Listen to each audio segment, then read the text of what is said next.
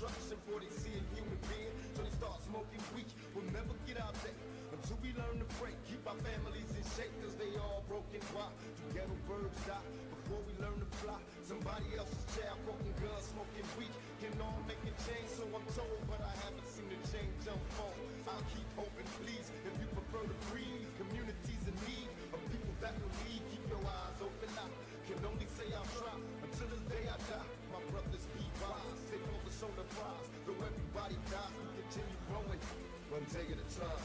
With my heart open, greed brings only misery, away the tragedy, so I stay sucker free. Only a few chosen rise. My ghetto queens rise, don't be afraid to try. Too many of us die for the door to open wise. My brothers be wise, stay focused on the prize. Though everybody dies, we continue growing, one day at a time. One day at a time. I spit it slow so these kids know that I'm talking to them. Give it back to these damn critics and sock it to them. I'm like a thug with a little bit of pop influence. I spew it, look how I got you bitches rocking to it. You motherfuckers can never do it like I can do it. Don't even try to look stupid, do not pursue it. Don't ever in your life try to knock the truth. I spit the illest shit ever been dropped into it. So ticky-tock, listen to the sound, 6 on the clock. Listen to the sound of Kim and she licks on the cock. Listen to the sound of me spelling my heart with his pen. Motherfuckers know that I'll never be marshaled again. Full of controversy until I retire my jersey. Till the fire inside dies and expires at 30. And Lord have mercy on any more, but these rappers adverse me and put a curse on authorities in the face of adversity. With my heart open, greed brings only misery, away the tragedy, so I stay sucker free. Only a few chosen rise. My ghetto queens rise, don't be afraid to try. Too many of us die for the door to open wise. My brothers be wise, stay focused on the prize. Though everybody dies, we continue growing, one day at a time. One day at a time.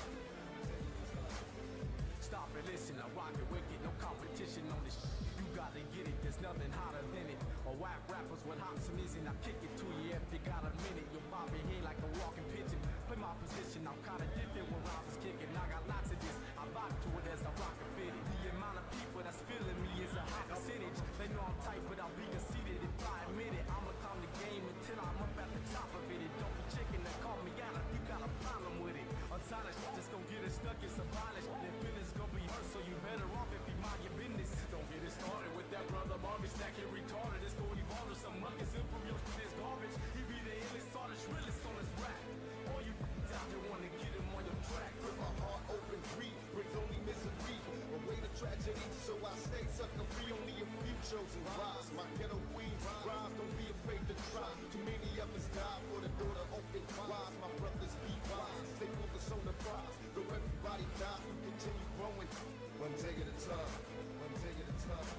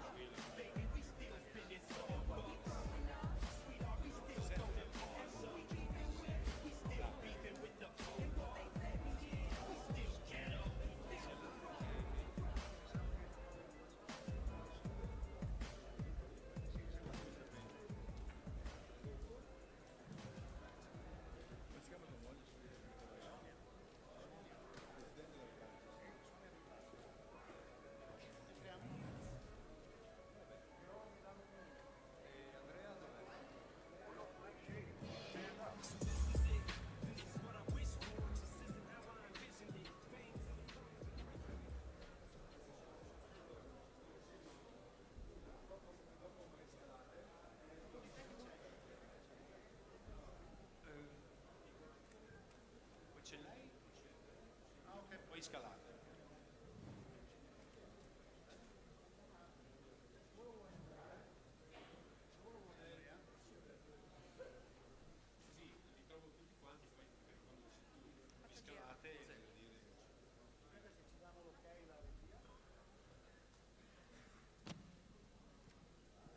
Dateci un via.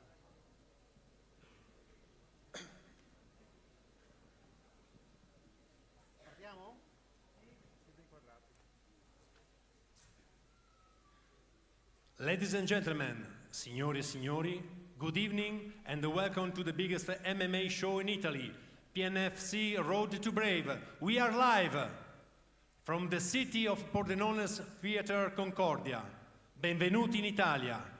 The support of our beauty region, Friuli Venezia Giulia, and also our sport attitude got the attention of a brave combat federation, a famous international promotion present in 80 countries of all the world. We would like to introduce the Councillor of Sport of Pordenone, who support us in organizing this amazing event. Walter De Bortoli. Grazie, benvenuti a Pordenone. La Federcombat ha fatto sede regionale in questa città, il presidente regionale è di questa città e si chiama Giampaolo Puggioni. In questa città c'è Advance Sport con la Sonia qui presente, di Blasi. Voi siete a Pordenone oggi, abbiamo grandi campioni, siamo in diretta mondiale. Ringraziamo questa Federcombat che si presenta nel miglior dei modi in questa città al mondo intero. Voi siete la parte più bella che c'è, che applaudirete i vostri beniamini, e qui avremo dei grandi campioni che si esibiranno questa sera per voi, ma per il mondo sportivo del combat. In pratica oggi Pordenone diventa città speciale. La fanno speciale loro, la fate speciale voi, la fanno speciale le nostre associazioni sportive che operano in questo territorio. Il vostro sport è uno sport importante, lo dobbiamo capire, ma lo faremo capire. La nostra funzione è proprio quello, di divulgare questo sport in tutto il mondo e avere campioni sempre più interessati e più forti nel nostro parterre. Vi ringrazio e spero che vi divertiate e portate a casa un bellissimo ricordo di questa giornata. Già mi è stato proposto un altro combat a Pordenone. Abbiamo già detto, caro Puggioni, già sì. E dunque diciamo alla Federcombat che Pordenone è disponibile a ricevere un'altra grande manifestazione. Assessorato allo sport, il nostro sindaco Alessandro Ciriani, siamo disponibili a prendervi e a avervi qua ancora numerosi e in modo qualificato come siete questa sera anche entro quest'anno. Un abbraccio a tutti, divertitevi e buona serata.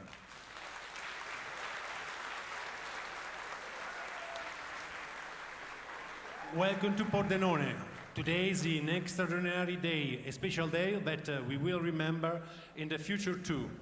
A great event that Federcombat wanted to assign to this city, and we have the honor in the city of having the regional headquarters of Federcombat Italia, headed by the president Giampaolo Puggioni.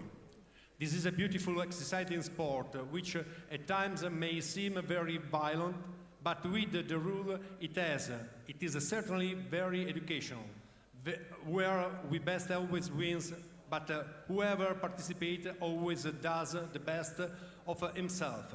Then who wins and who loses does not count in the respect for the opponent. I wish the event and the organizers great success, given that thanks to the television channel we are connected all over the world, and everyone will know that in Pordenone, in Italy, there is a city that loves and supports this sport. A big greeting to the whole world: with sport you live better. A big greeting to everyone by Walter De Bortoli.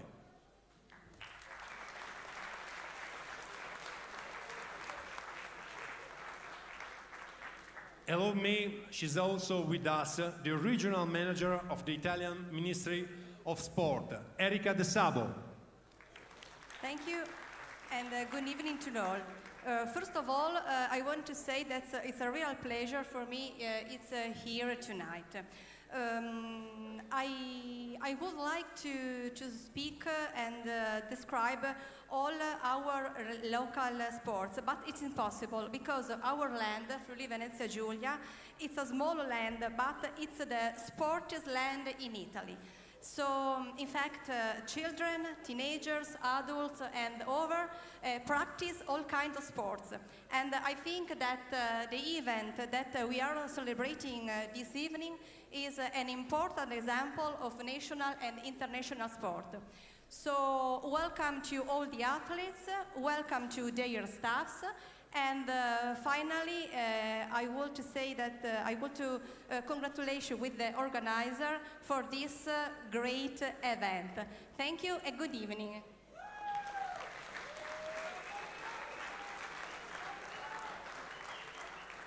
Let's remember what MMA is and what are the rules. All this helpful information we get tonight from Mr. Andrea Bruni, international referee. Hi, MMA is a full contact sport. It includes wrestling, grappling, Brazilian Jiu-Jitsu, Muay Thai, kickboxing.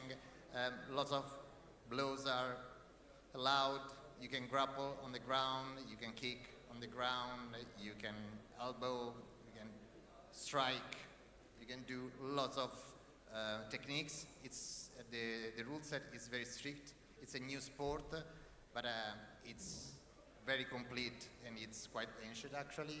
It comes from Pancratium, but that's another story. Thank you so much. Now it's time to us to see who the heroes of tonight are. Join us now is the man that introduces MMA to northeast of Italy, the PNFC promoter president Giampaolo Puggioni. Welcome, Giampaolo. What you can tell us? I want to greet all friends connected from all over the world.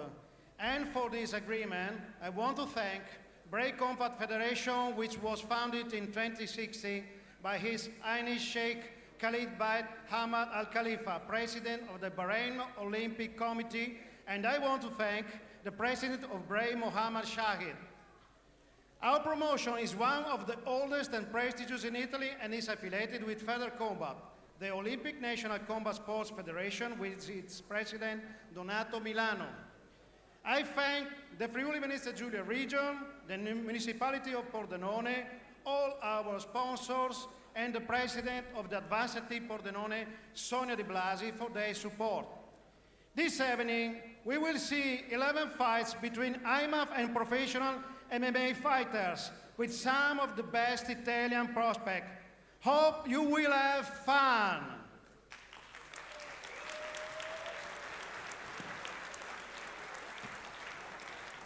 Okay, Mr. President, we are ready? I'm ready, and you? I'm ready. And you, are you ready? Are you ready? Are you ready? Okay. Let's go.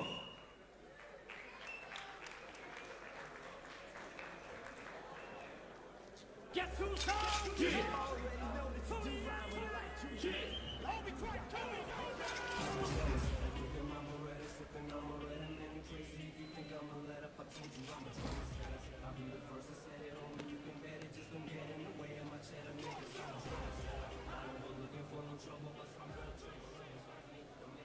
Ladies and gentlemen, welcome to Italy for the PNC Road to Brave Combat Federation. We are live!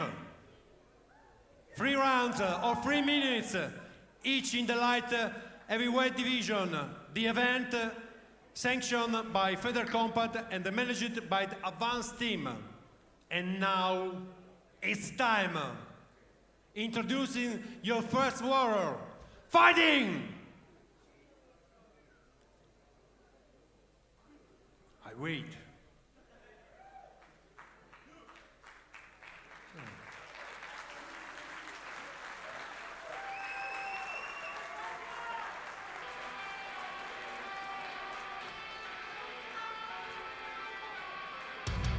Out of the blue corner, a mixed martial artist holding a semi-professional record of no wins and 1 loss. He has a karate black belt. He's 23 years old. He stands 188 tall, weighing in at 92 kilograms, fighting for Lutadores d'Elite Venezia. Introducing Satya Zuin!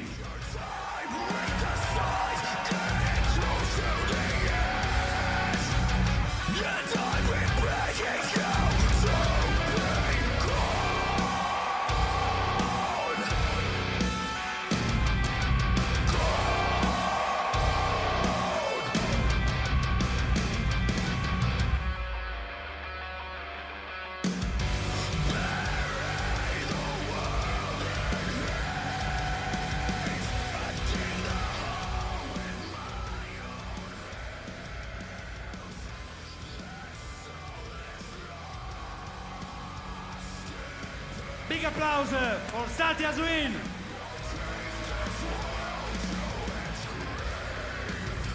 And now, introducing his opponent, standing across the cage, fighting out of the red corner, a mixed martial artist holding a semi-professional record of 1 win and no losses.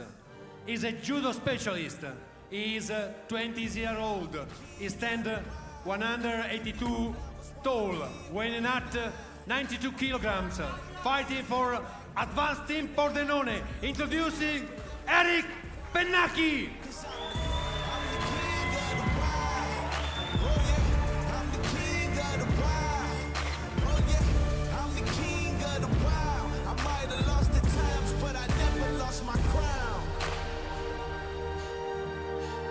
In the shadow of death, I walk 200 million miles, cause I'm the king of the wild. I'm calling the soldiers, calling our soldiers, coming like bosses. Watch what I told you, watch what I told you. We on the front lines with it though, we don't run it high, here we go. And this ain't for the faint of heart, here to make a mark while I'm on the throne. Yeah, ain't no rules in the battlefield, everything for the taking. Pay your dues in this battle wheel, without doubt reveal if you can make it. I survive this daily. Another applause, Eric Pennacchi.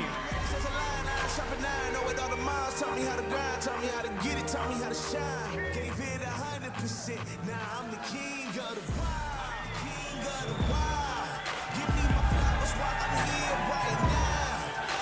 And so our great center. Now we're almost ready to go for our first match of the night. What a way to kick off our card.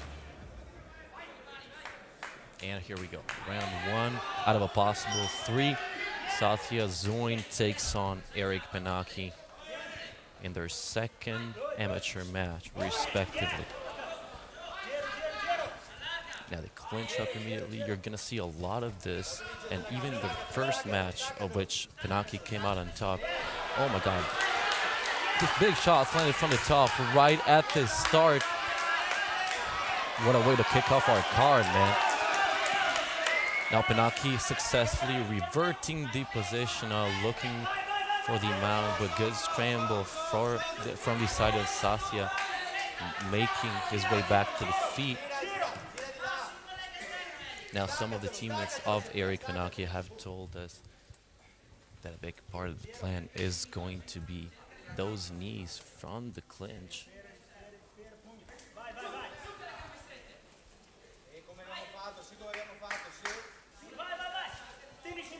As I said earlier, these guys have faced against each other earlier this year in their first amateur match, respectively. Eric Pennacchi came out on top. Now, we could see Satya Zuin came in the octagon looking absolutely not good. Oh, and a big throwing shot there. We're going to take a small break here. Eric Pennacchi looks in pain.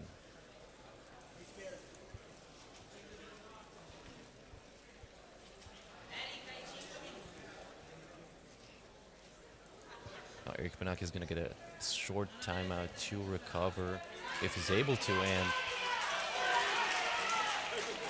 on the contrary, if he's not able to recover, the match will have to be stopped.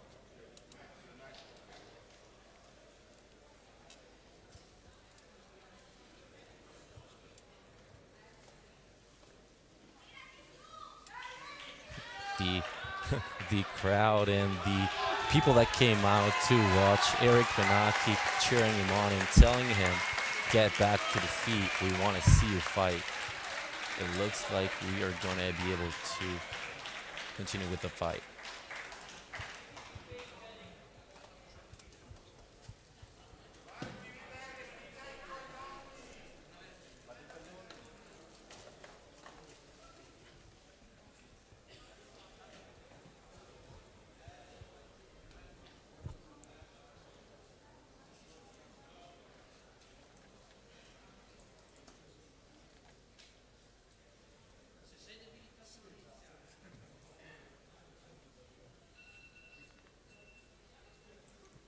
I think that was our timer going off.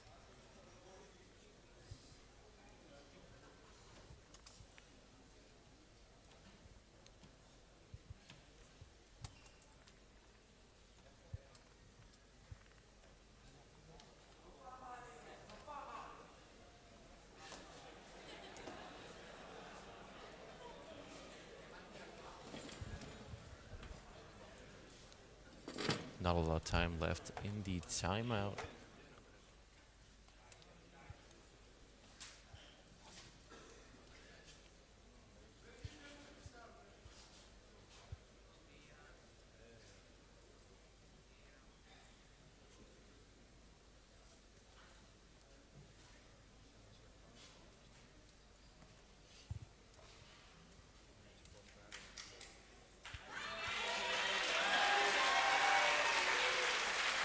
And we're ready to go. Okay, Eric Benaki is going to be able to restart.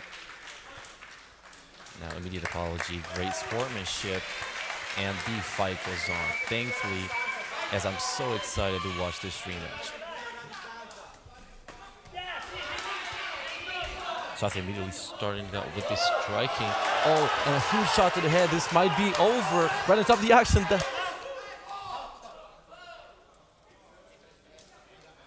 Oh, that's it. Yeah, it looks some protest on the side of Eric Benaki. However, he was not defending himself on the ground there.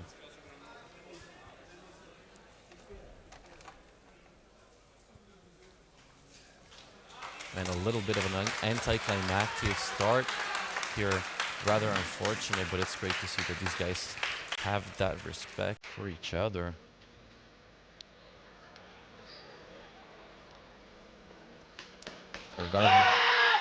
This is going to be round one in the book, and Satya is only successfully winning the rematch, coming back. He lost their first fight, as I said before. They fought their first match earlier this year in March. And now, you could actually see it in the eyes of Satya, in my opinion. When he walked in, he looked motivated. He looked like he had a plan. And he did exactly what he was supposed to do, like make his striking prevail, his longer reach, those strikes that actually he was finding a lot of success with, even in the first fight, and now to make it official in the octagon.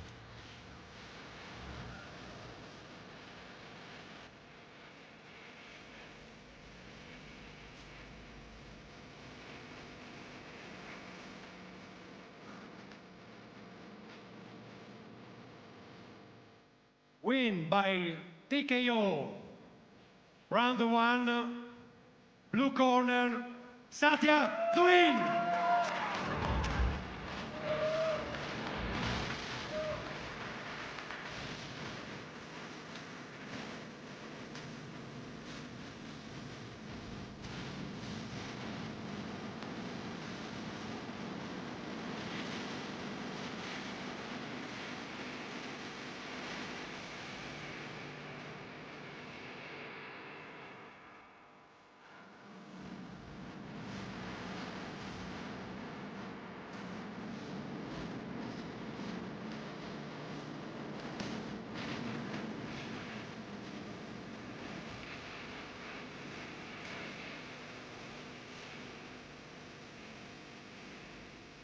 The next battle, 3 or 3 minutes rounds in the middleweight division, introducing first fighting out of the blue corner, a mixed martial artist holding a semi-professional record of 8 wins and 3 losses. He is 19 years old. He stands 188 tall, weighing at 84 kilograms, fighting for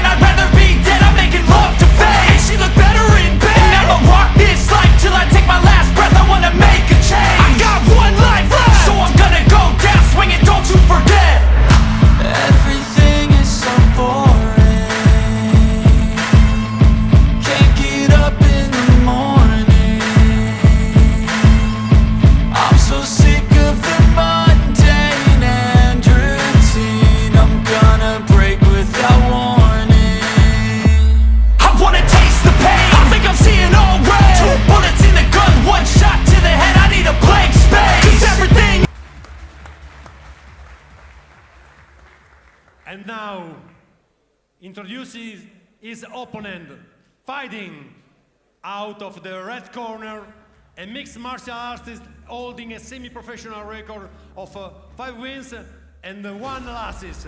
He is 19 years old. He stands 178 tall, weighing at 84 kilograms, fighting for Padova team, introducing Marcello Zappala. You can run, but you can't hide there. I'm the dark in a dead stare.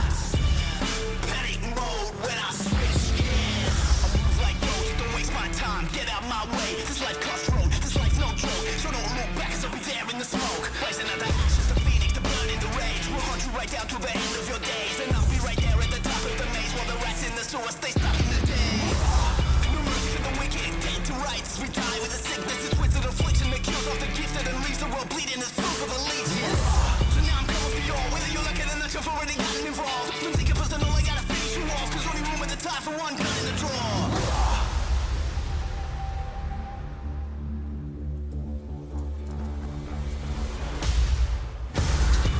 Marcello Zappala. We're ready to go for our second match of the night. Sebastian Tomasic coming all the way from Austria to take on Marcello Zappala, who actually stepped in last minute for his teammate Meditaki, who had to pull out of the fight early this week. So stepping in on really short notice. And you can see Meditaki is now in the corner of his teammate. Round 1 out of the possible 3. Starting now. Great base immediately by Marcello Zappala, going right for the double leg, now trying to lock the hands. Sebastian Tomasic is primarily a striker, however, his gym, he showed great takedown defense in his previous matches, but now Marcello is able to complete the takedown.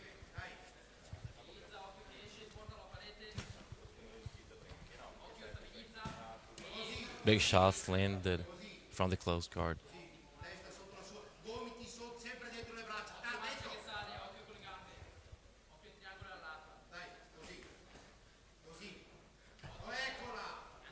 Good knee from bottom position.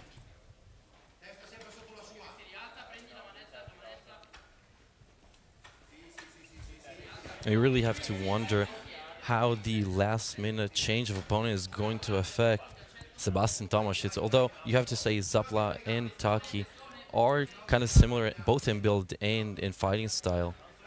However, the advantage in that regard is going to go to the way of Zappala, in the sense that they were able to do their research on their opponent and kind of just use it on a different fighter.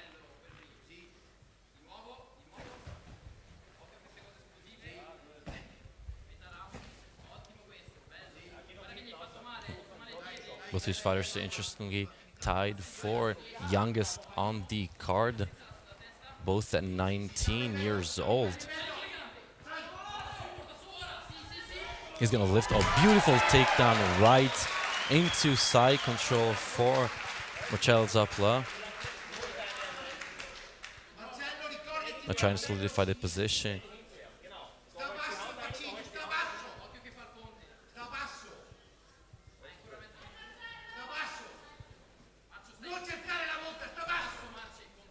Needs to be careful there with his elbows, because those are not allowed under the IMF rule set.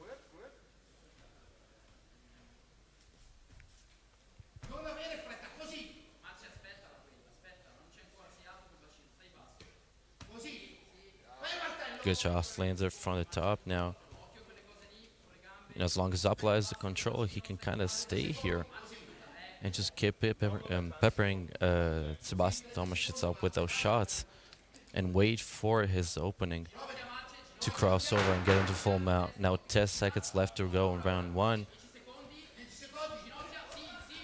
Oh, and big shots landed. These guys are swinging. Round one in the books. Good start for Marcello Zapla. These fighters are going to have a chance to talk to the corners, recuperate for about a minute. It's really interesting to see when this fight came up just last week actually, and Marcello Zapla stepped in last minute. And although you had that advantage in the sense that you have to, you know who your opponent is, but they don't have time to study you, you really have to wonder how that is going to affect the physical preparation of Marcello Zapla. Is his cardio good? Was he training actively, in the days coming up to the fight? Is he physically ready? Well, this was an absolutely great start for him. Now we're going to see what adjustments are going to be made going into round two. And we're almost ready to go here.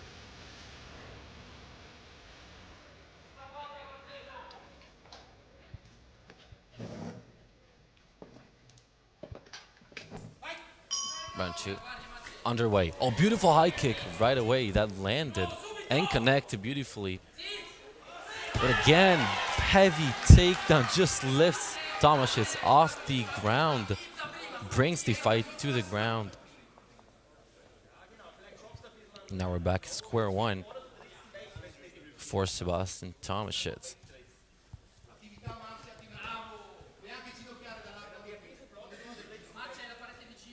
Big shots land from the top.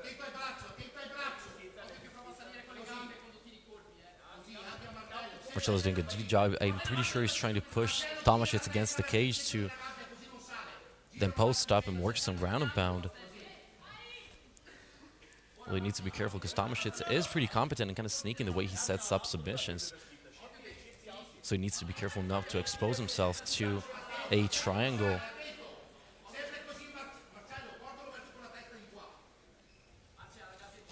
Oh, and a huge right hand lands from the top.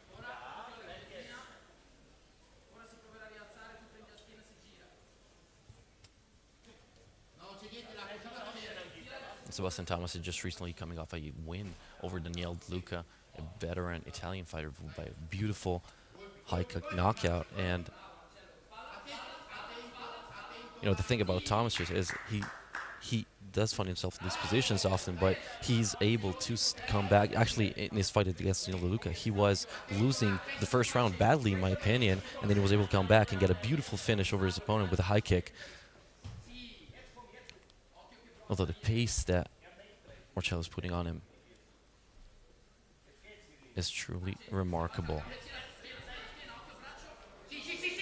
Oh, now takes it back. Big moment for Marcello. Doesn't quite have it. Wasn't able to solidify the position. Now could work a arm triangle, but doesn't quite have it. Big shot landed for Tomaszczyk.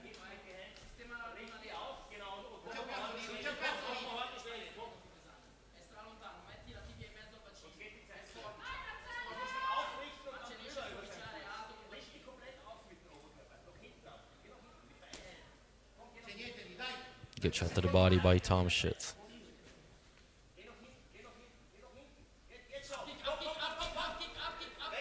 Need to watch up kick here. You can hear a corner of Tomaszczyk calling for it now. They're gonna get back to the feet. And this is a good choice from the side of Tomaszczyk. You know, he is confident on the feet, and definitely part of his game plan was not going to the ground.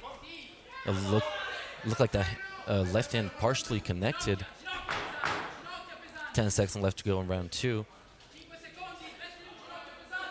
And now a better round 2 for the Austrian Sebastian Tomaszczyk. Definitely a better round. And again, you saw it there.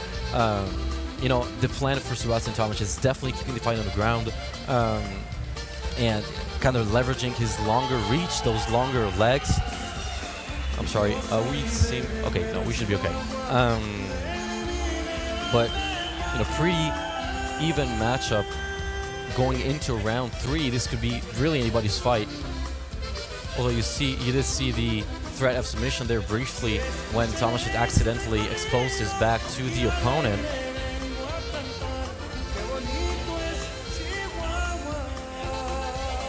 You know, the thing is, neither of these fighters are really gonna get tired at all, because Sebastian Tomaszczyk has gone the distance before, and Marcelo Zappala himself has gone the distance pretty much in every fight he's been in, because he's always, actually the statistic says he went the distance in every fight he's fought in.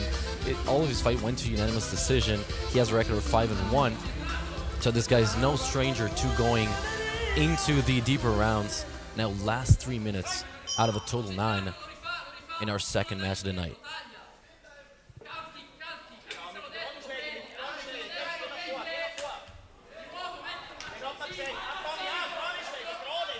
Now good exchanges on the feet.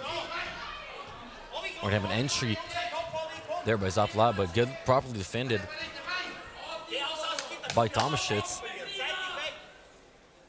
It looks like Zappala's gonna be able to lock the hands and again lifts him up. What a pace, man. It's so impressive that he's able to, this pace of wrestling is absolutely exhausting. This really speaks to the conditioning of Marcelo Zappala and all the guys from that gym and from that school. Now we're gonna find ourselves back at square one. Tomaszczyk again on his back. Again, he needs to be careful. You can see the legs of Tomaszczyk kind of lifting up, trying to make his way out of this position because this is not where he wants to be. On a good up kick seemed to land.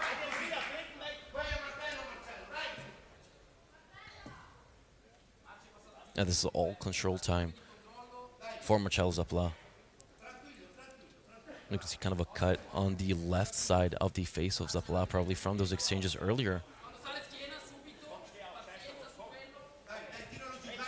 Tomaszczyk is working hard to make his way back to the feet, but struggling to do so. He's kind of getting irritated, which is absolutely valid. Big shot landed. Oh, it makes his way back to the feet, but again, still in the body lock of Zappala. A good job of turning. Now they're gonna go back to the ground, man. If you're Tomaszczyk, this is absolutely terrible for you. Zappala is absolutely shutting down the striking of Zappala. Now obtains the full mount. Big shots landed from the top. Tomaszczyk exposing his back. Now just shelling up. This might be close to being stopped. He's flying down. That's it. Marcelo Zappala gets the TKO victory late in round 3 over Sebastian Tomaszczyk. Great performance. And now rightfully celebrating. And you can see on his face, there's a testimony of the striking of Tomaszczyk, but to no avail. Now, great respect shown here in the end. Great showing by Marcelo Zappala, bringing his record to a total of 6 victories. His first TKO victory. Absolutely beautiful performance.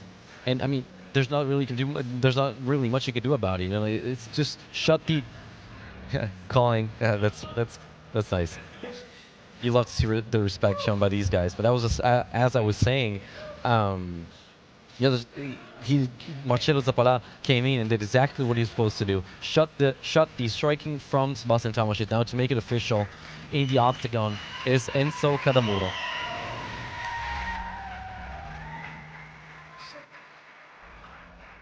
Win by TKO of round number 3. Stop the contest at 2 minutes and 3 seconds.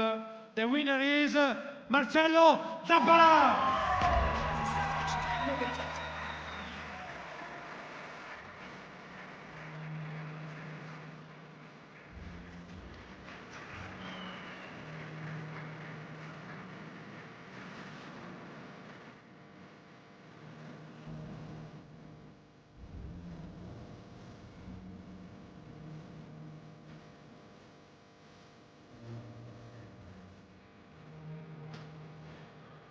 Shit.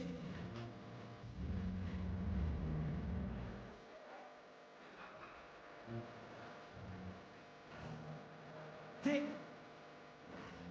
Nigga. Nigga.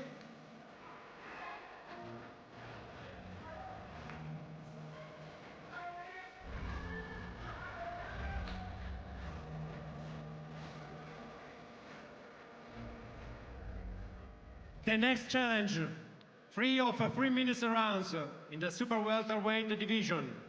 Introducing your first fighter, fighting out of the blue corner, a mixed martial artist holding a semi-professional record of 5 wins and no losses. He is 20 years old. He stands 188 tall, weighing at 80 kilograms. Fighting for Leoni di San Marco, Venezia. Introducing the 2024 shoot boxing world champion, Mattia Cecchetto.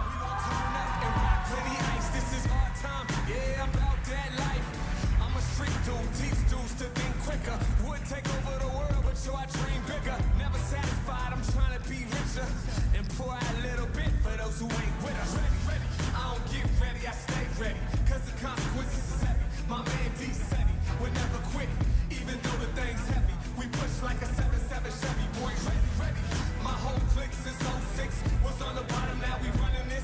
Grind hard when the load gets heavy. The money was slow, but now it's steady. You boys is not you ready. Boys don't want it with us, so stop lying. Show me a dude can, I show you a boy dying. I ain't lying. We are self-built, self-made, self-sustained, self-seekers, selfish. Yo, I'm trying to get paid. My goals do it in the rain. To be clear, we are not the same. You were born, I was made. You're still forever in the grave. We've already spent Mattia Cecchetto. Now introducing his opponent, standing across the cage, fighting out of the red corner, a mixed martial artist holding a semi-professional record of 5 wins and 2 losses. He is a kick-jutsu world champion. He's 20 years old. He stands 186 tall, weighing at 80 kilo, fighting for advanced team. Introducing Gabriele Zecchin.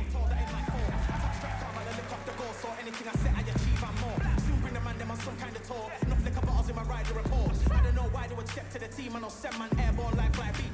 Come like this as some sci-fi scene when I lace this magic on these type of beats. I don't want to hear no talk from a dweeb. You don't respect me if you don't pay my fees. If you don't respect me, then please better back out the way of this heat. I don't know what they thought this was, but I come through smoking. We're almost ready for a third match of the night in the super welterweight division at the catch weight of 80 kilograms. Matteo Cecchetto putting his undefeated amateur record on the line against Gabriele Zecchin. And we should be ready to go briefly. Just the last checkups outside the octagon. Gabriele Zecchin is gonna make my mistake, is gonna make his way into the octagon. And we should be ready to go any moment now.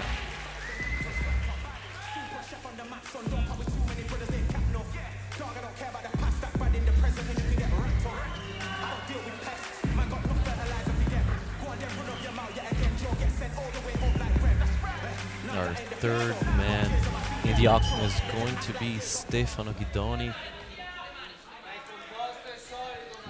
Gabriele Zecchin in the white, Matteo Cecchetto in the black. Both fighters starting out from the orthodox stance, now exchanging right on the feet. This is textbook for Gabriele Zecchin, a fighter that absolutely likes trading early on and having high volume. Now we're gonna have a first entry. Zachin takes it back and brings the fight to the ground early round one.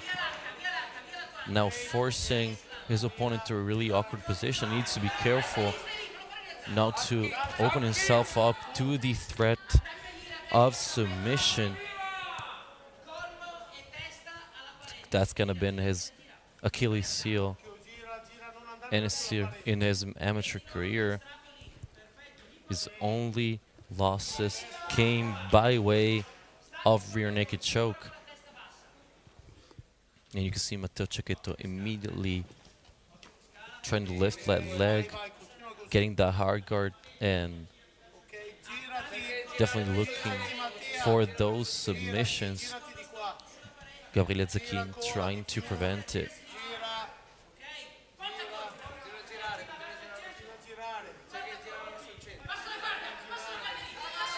You know, we know Gabriele Zachin is a fighter that likes the chaos pretty much. He likes to go in. He's kind of a glass cannon fighter in his style, in the sense that he has great power and great pace, and he has the cardio to back it up, but he does sometimes get a little reckless and expose himself. Now it looks like he's landed himself in a guillotine. Now, nothing really to that in theory, as long as his left leg does not get locked into the guard. Now Matteo Cecchetto trying to pull the guillotine, although Gabriele Zachin should be fine here.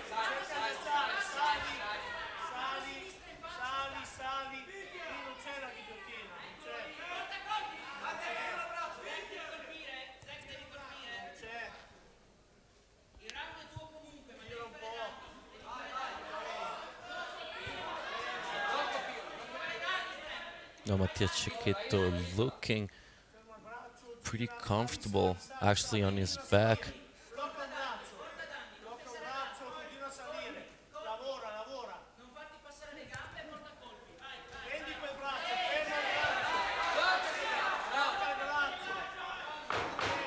Ten seconds left.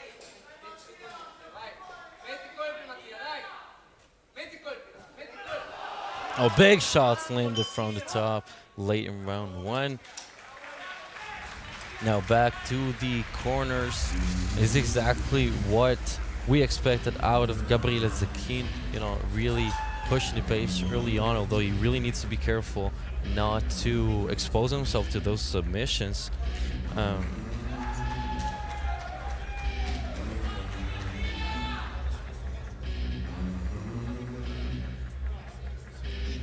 Sorry, we were experiencing some technical problems, but we're back now. Gabriele Zachin, part of the Team Advanced family.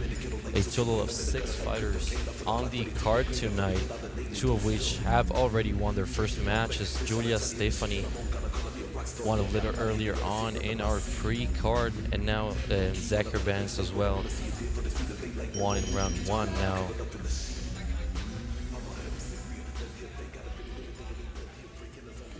Round 2 is upon us.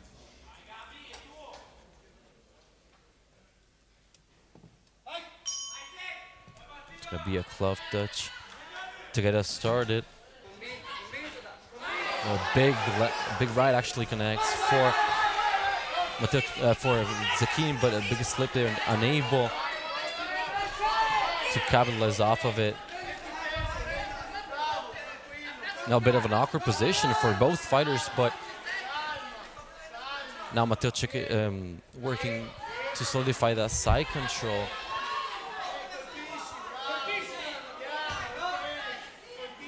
Yeah, those shots hurt.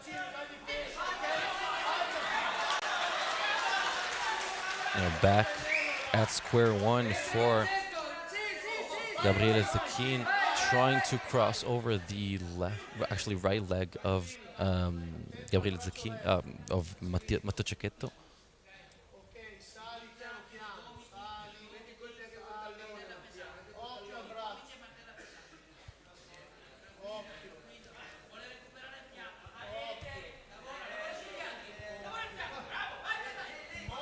It's actually quite surprising that both of the fighters are willing to exchange on the ground. They're both primarily strikers, but being forced into this position now.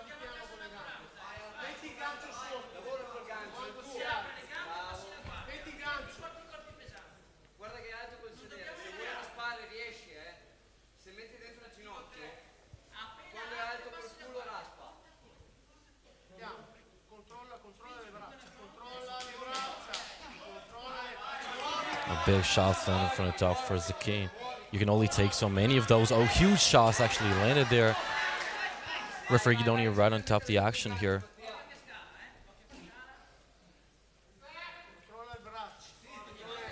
You can see Cecchetto working those submission early now, slowing down a little bit.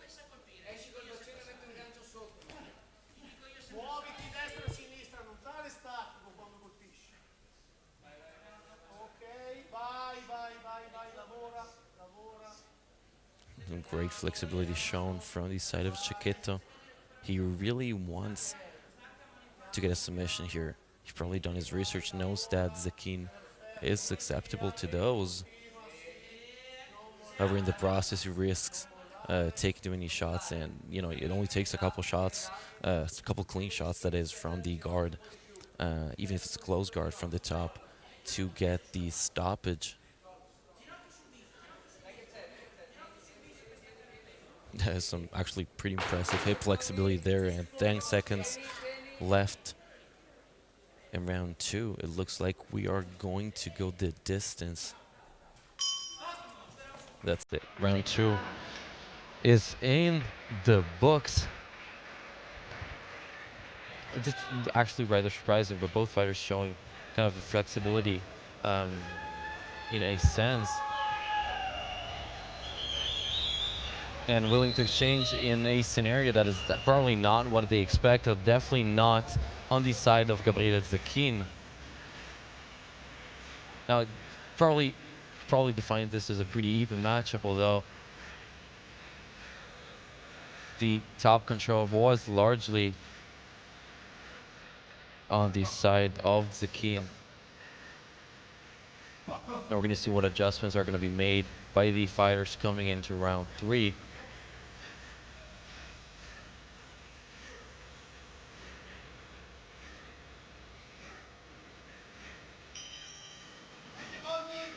We're almost ready to go. Round 3 is upon us. 6 minutes down, 3 minutes to go.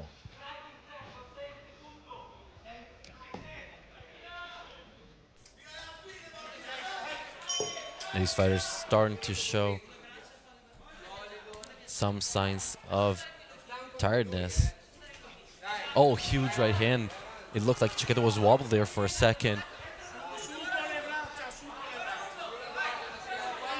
Oh, Cecchetto's hurt. Yeah, he looks like he's hurt now. Gabriele Zakin can feel the knockout rolling his way. Oh, and a huge right hand really makes the head of Cecchetto snap back. Now falls back to the ground. Zakin smartly allows him to get back to the feet. Now a low calf kick. Oh, and a huge right hand again. He's found it multiple times. Oh, big shots. Man, Cecchetto is wobbled now, goes in for an entry, but nothing there. Lands himself actually in bottom position. Now Zakin in the half guard. This is not looking good at all for Cecchetto. It just looks like a stoppage is far away for Zakin at this point.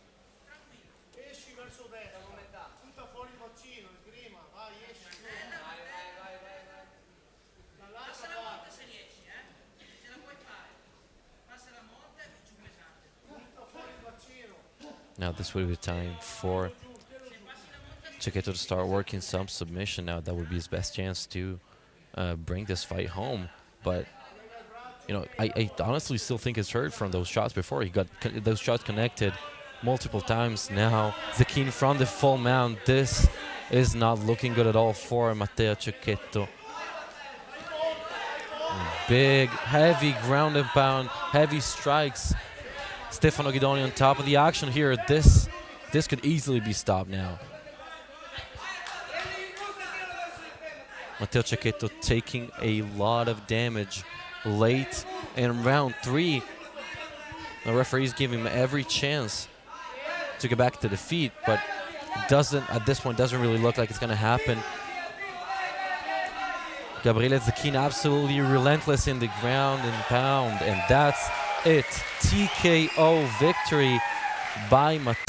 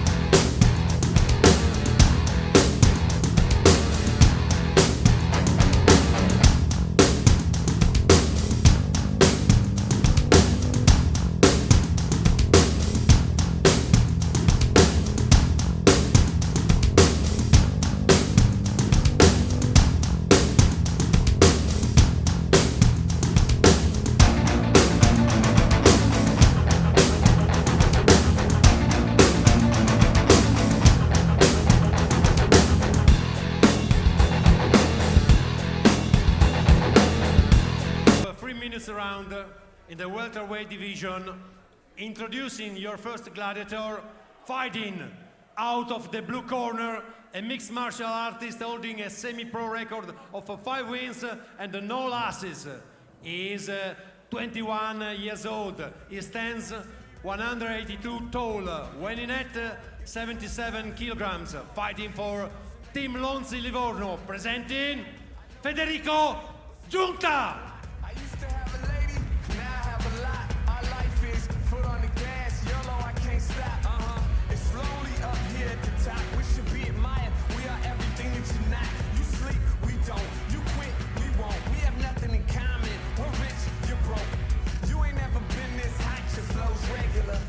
Milan, our life is spectacular. Spit that vernacular.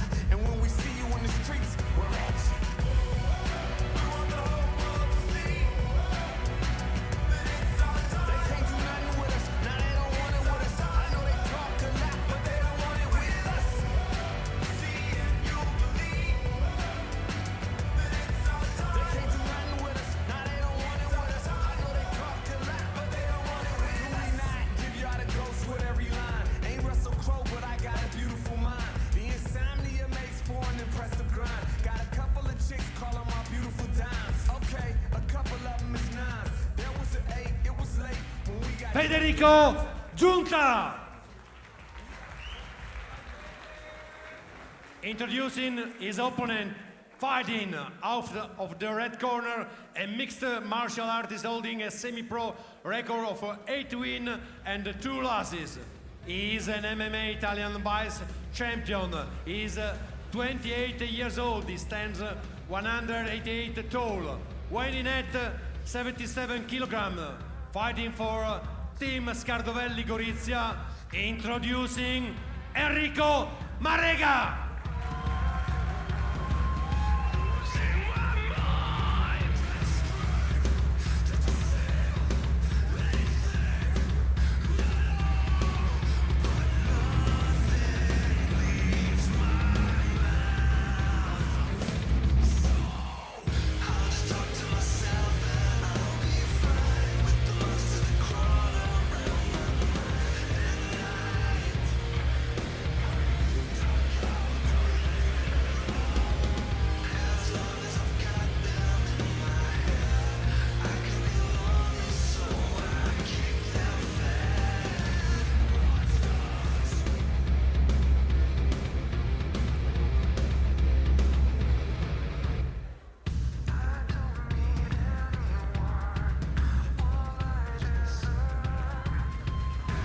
Enrico Marega. Referee is Mr. Stefano Guidoni. Our fourth match of the night is about to get started. The doors are locked. Federico Giunta takes on Enrico Marega in the last minute fight that was actually put together just recently. Now round one underway. Enrico Marega in the white gloves, Federico Giunta in the black gloves.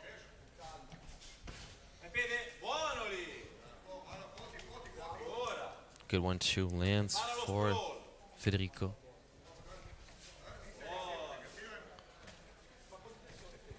Both these fighters quite good in their own right. Federico Giunta currently undefeated, now landing successfully to the head. We're going to have our first level change, but an effective sprawl by Federico Giunta, and again working the face.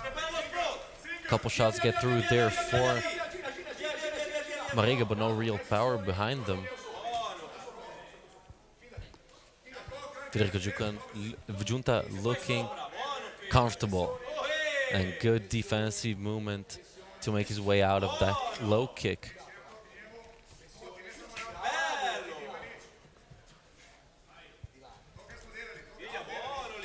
Oh, and a good left.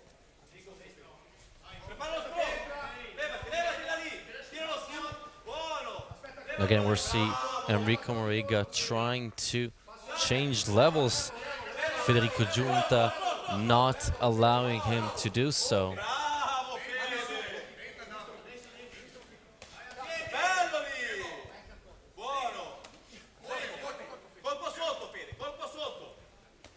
Giunta surprisingly outstriking Enrico Marega early in round 4. In round 1, actually, my mistake.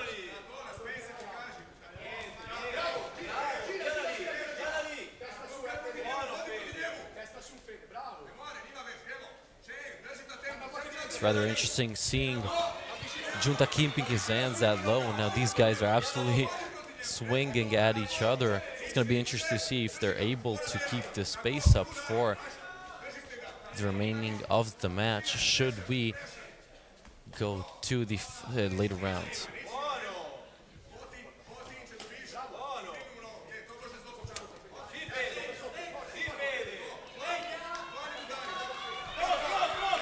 And again, Enrico Marega, primarily a wrestler, in spite of his longer frame that would actually make you think he's a striker, but he's very comfortable on the ground now, completes his takedown, now looking to take it back, actually able to get one hook in, and now Giunta needs to be careful. Now 10 seconds left in round 1.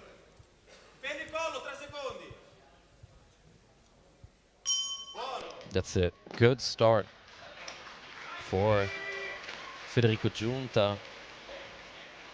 You know, if you're Enrico Marega here, you're definitely going to look to bring more of that wrestling in. You know, that's where you're comfortable, what you're good at. And you saw a couple entries there, but Federico Giunta had that sprawl ready to go. So maybe for Enrico Marega, maybe try to mix up your shots and your takedowns a little more effectively. Although that's pretty difficult to do when Federico Giunta is absolutely putting, like shooting, striking at your face with that power. It gets really difficult to find your opening, and it by itself it's pretty difficult to take down an opponent that has the lower base and is shorter than you, actually significantly shorter. Enrico Marega is 188 centimeters tall, Federico Giunta 182.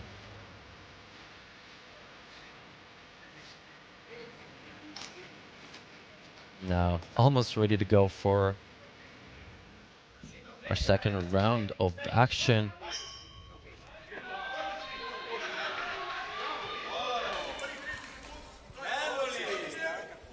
Enrico Marega pretty good in the cardio department. Actually, you can see that he doesn't really load up on his shots that much. Good middle kick connects there for Federico Giunta. Good job of getting out of the way of that counter.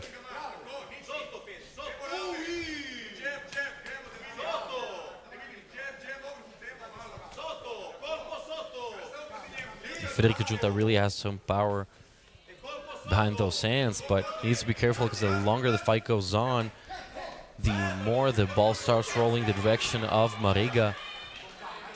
Although again, now some significant reddening starting to show on the face of Mariga. Now successfully locking the hand, trying to complete the takedown, but good defense by Giunta.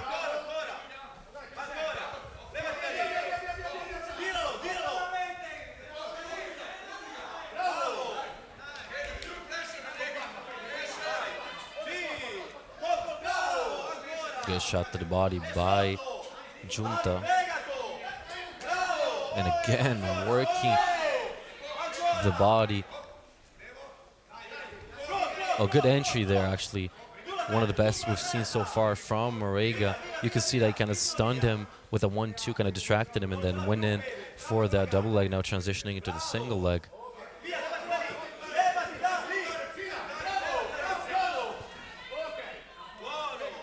The break again, taking the center of the octagon.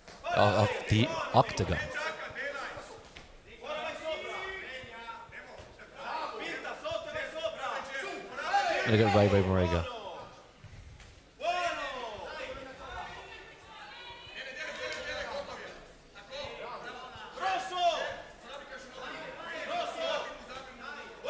Oh, good job there by Giunta, catch that kick. Now he himself is going to take the fight to the ground. That's going to be interesting to see if he has the skills to face an opponent such as Enrico Mariga, who's that good on the ground. We've seen him before, you know, even in his previous fights, really confident on the ground.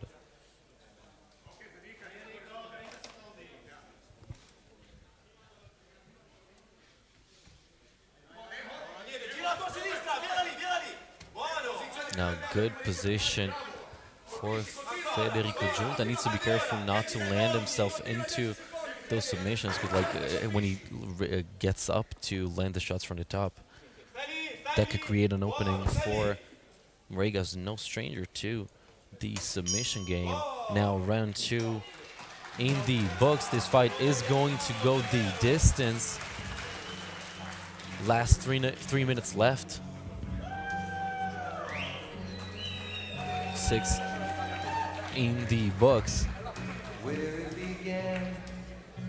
Man, this is a good fight. I can't begin to know it, but then I know it's growing strong.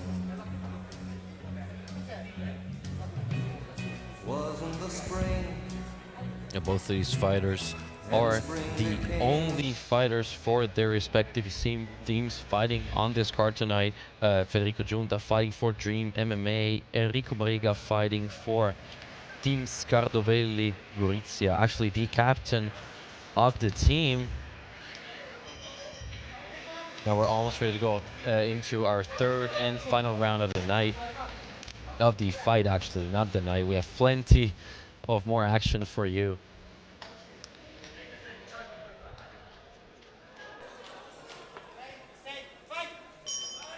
Yeah, the bell rings for the last time in this bout.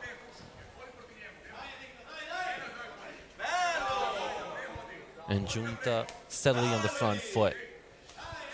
Again, working the body, exactly what you're supposed to do.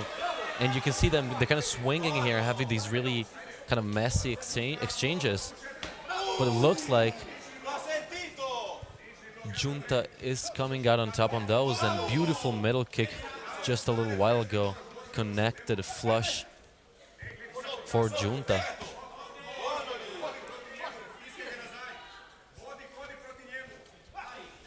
Oh, and a good one too. Looks like the left hand got through there.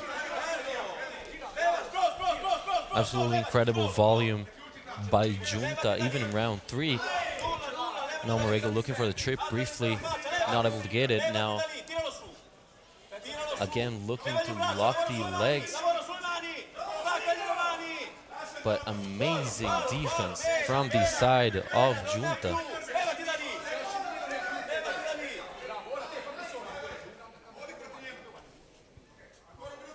I think if for Marega at this point in the fight, the fight is almost over, and it looks like he tried everything, and Giunta had an answer to the wrestling, to the striking, beautiful spinning kick. Marega gesturing that it didn't connect, but it looked like it did. It sounded like it did. Now we're gonna have an entry for Giunta successfully getting the takedown, landing himself in the close guard of Marega. Needs to be careful. You can see that Marega's kind of lifting his right leg up briefly, maybe looking for a submission. No, last 60 seconds of the fight left. Now Federico Giunta needs to be careful, because at this point, almost lands himself the armbar, needs to be careful. Now lands a couple of shots successfully.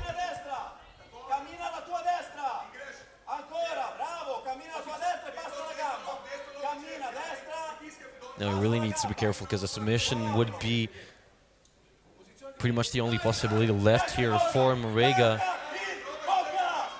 to make his way out of this fight as a winner. The corner of Giunta calling for him to really empty the tank.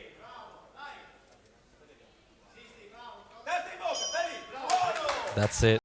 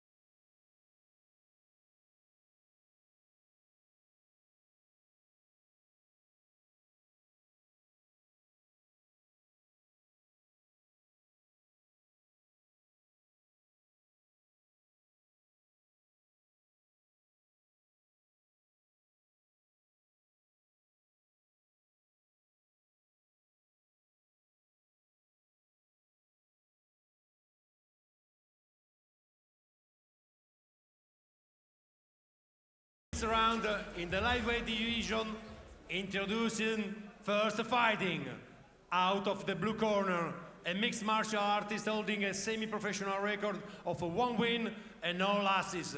She is 30 years old. She stands 176 tall, weighing at I was built to last from the webs I'm weaving. I could change the past with all I'm achieving. Got my foot on the gas, never stop competing. If you break like glass, then this life's gonna end. I wanna be the best in the game, invest in my name. Check no restraints, I'm obsessed with the pain. I ingest, I retain, assess and I change. Possessed by the thought I'll be free one day from society's restraints. Money, clout and fame, mud, disease, a plague. We all love to hate, have to play the game, have to make a name. All our insecurities are on display. This is war with the enemy, think that it was meant to be. Living in a time where disease is on every screen. I won't let them fester me, I know most are festering. Negativity is a plague for the mentally weak. No mercy, all I got is working. Never stop searching, never quench the thirsty. I'm toxic and psychotic with this logic, you can't stop it. It's been chronic since I was a boy, so neurotic and chaotic. Built to last with the webs I'm weaving. I could change the past with all I'm achieving. Got my foot on gas, never stop competing. If you break like glass, then this life's gonna eat 'em. Make mistakes real fast, then you learn how to beat 'em. If you take off the cast, you can see all the healing. If the pain's in the past, move on from the grieving. Put your foot on the gas, no, never stop competing, yeah. I've been doing this, I'm on it. I just wanna be iconic. Sipping on a gin and tonic, got me going off when I'm on this topic, yeah. If I opponent standing across the cage fighting. Out of the red corner, a mixed martial artist holding a semi-professional record of 1 win and no losses. She is 19 years old. She stands 178 tall, weighing at 68 kilogram, fighting for Advanced Team Pordenone. Introducing the former IMAF Youth World Champion, Delia Dior.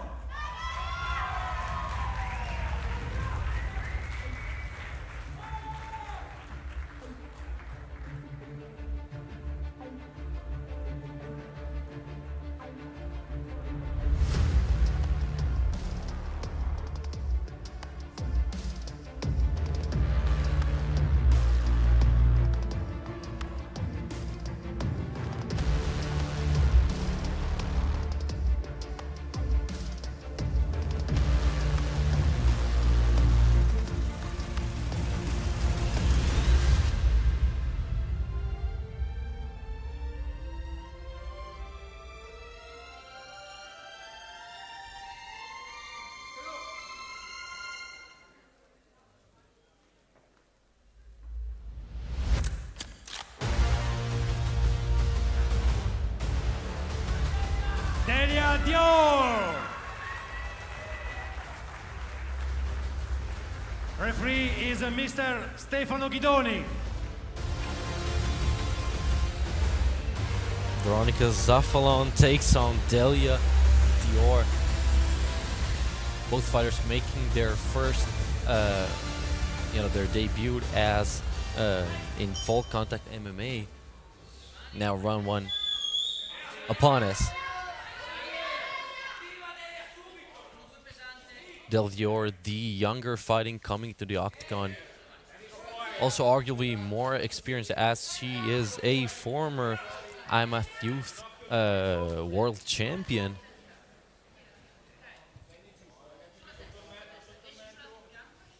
There's definitely going to be a stylistic difference between these two fighters as, beautiful takedown. Now needs to be careful because it looks like Delia is in the guillotine of Veronica Zafalon there. This is not a good position at all. Manages to pop out. Needs to be careful now. Veronica Zafalon really quick right away, looking for that armbar. Del Dior pressuring in order to free her arm. That doesn't look okay. She should be out here, but exposes her back in the process. Veronica Zafalon showing her grappling right away.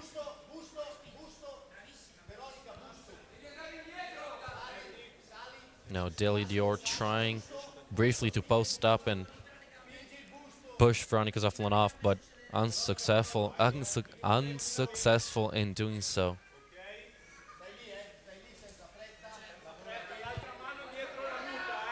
Now Veronica Zaflon has Del Dior almost flattened out. It looks like that choke is in.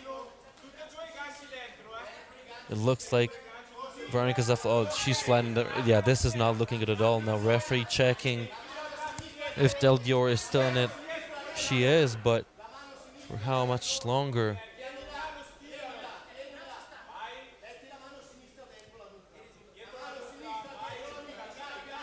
Oh, incredible. Manages to slip out, but right into the full mount for Veronica Zaflon now again.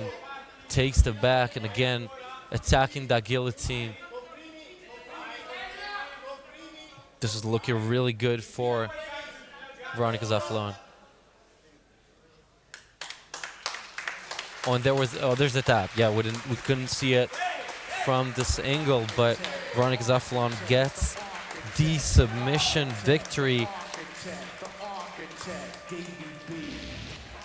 and starts her amateur career, full contact career, I should say, with a win and on the right foot. Absolutely dominant victory for the 30-year-old mixed martial artist. No, Del Dior was actually the second to last fighter from Team Advanced. Unfortunately, bringing home the first loss to the team.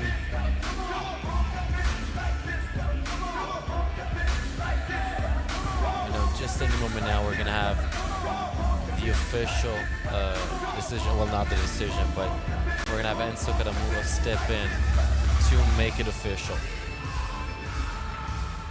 Win by submission of round number 1. Stopped at the contest at 2 minutes 30 seconds and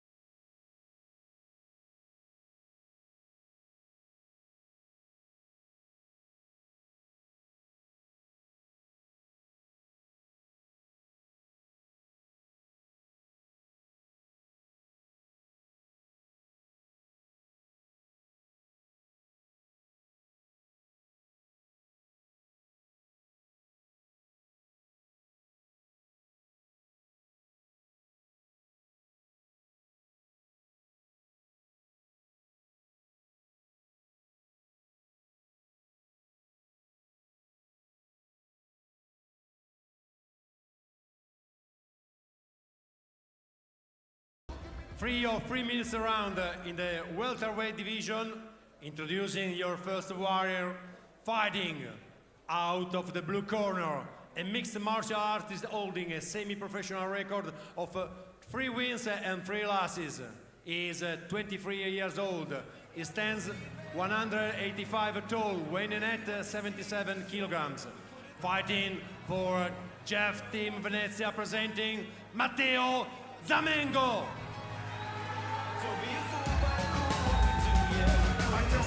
Young, wild, and out of control. They say I'm angry, but understand, yo. We don't talk a lot now, we go toe to toe. I gave my heart, but now they want my soul. And I'm so over it, boy. Ask around. Boy, hustler, hard work is my lifestyle. Been grinding since the day mama pushed them out. And I'ma grind to the day they put me in the ground. What kind of man stands with his head out? Get your hustle out, work your little plan out. We the best, we don't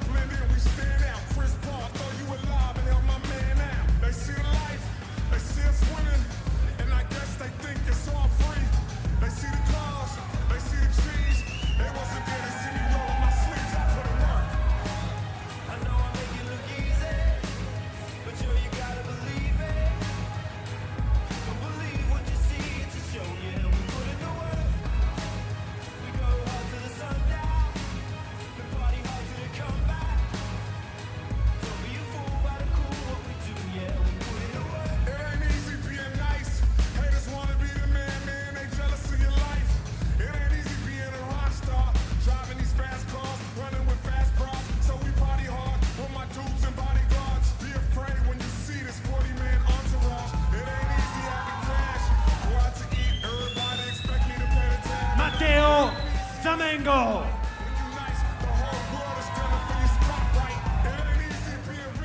Introducing his opponent, fighting out of the red corner, a mixed martial artist holding a semi-professional record of 4 wins and 4 losses. He is 22 years old. He stands 186 tall, weighing at 77 kilograms, fighting for fight type Dojo Udine. Introducing Tiziano Casalino.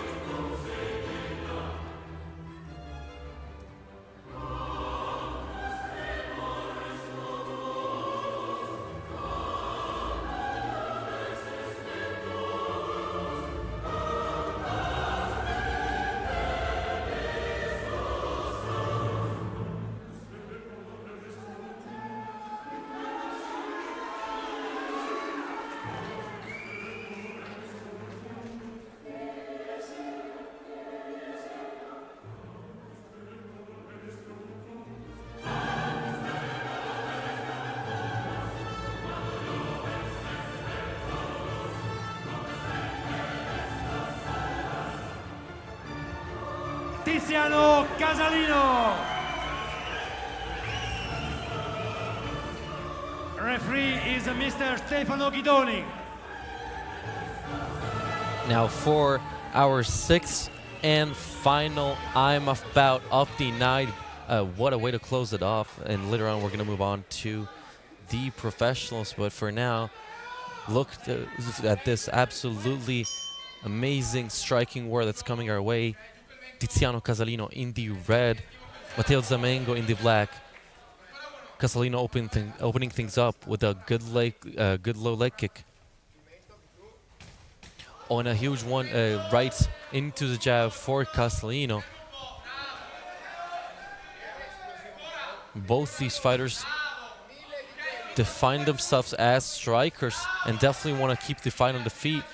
And now Tiziano Casalino has struggled in his past fighting against grapplers. But this is exactly where he is at home, trading on the feet where he's able to fire those kicks. Both fighters are actually pretty tall for the weight division. Coming in at the exact same 185 centimeters. Now good. Right hand connects for Zamengo. We have our first entry by Casalino. Now initiating the clinch. Man, that guy's got some real power behind those hands.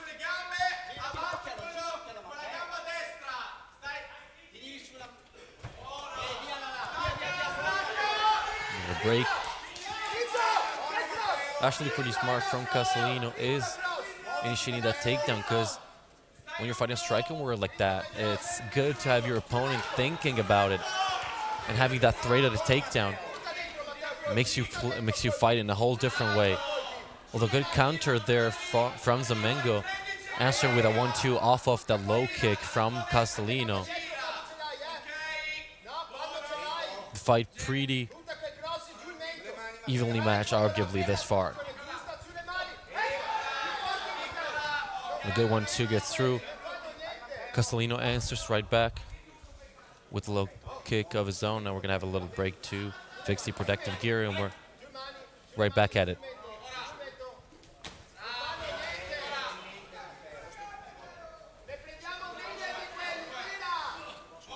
These guys are really loading up on those punches. These are not warning shots. Oh, and beautiful entry there by Casalino. You can really say the way he could kind of set it up with these strikes, which is actually textbook perfect entry, but good defense from Zamengo. Now getting in the clinch.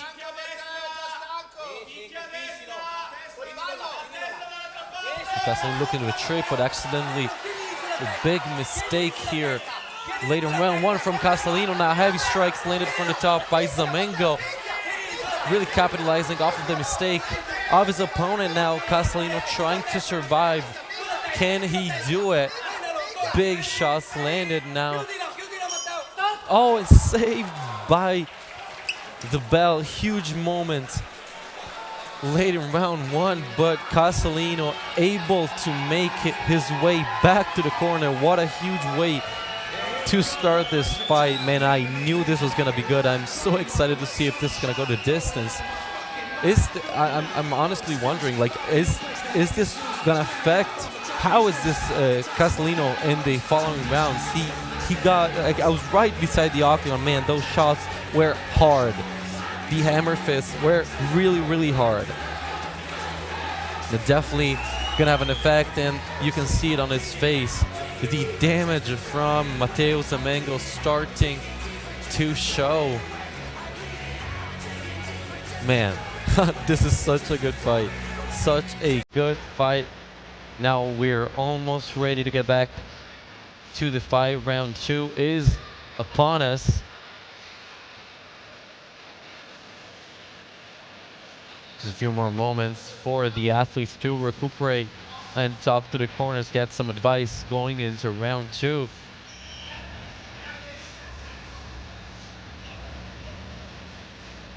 Nowhere to go. There you go.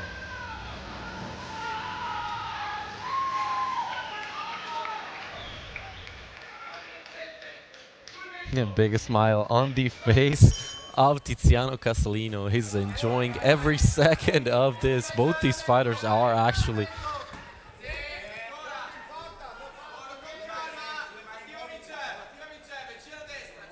You can see that both fighters are clearly respectful of the power coming their way from their opponent. And you can see that neither is really predominantly on the front foot. Although you can kind of see it's kind of a bob and weave of, oh, good 1-2 and into the double leg, but beautifully defended by Matteo Zamengo.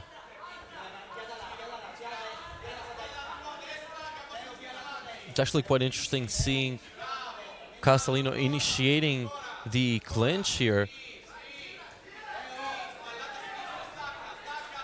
Now both fighters finding some success and landing a couple shots there. Now is Castellino gonna break or look for that takedown? Now Matteo Zamengo successfully reverting the position, and a knee seemed to partially land there. Now again, good knee to the body.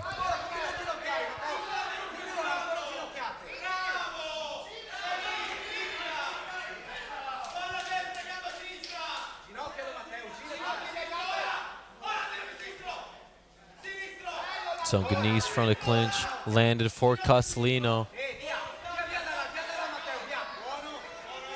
Now both fighters taking some deep breaths. This space that they've been keeping is absolutely incredible. Now both fighters actually coming in with the right hand, countering each other again. Perfectly synchronized with the left hand. Now swinging at the center of the octagon now.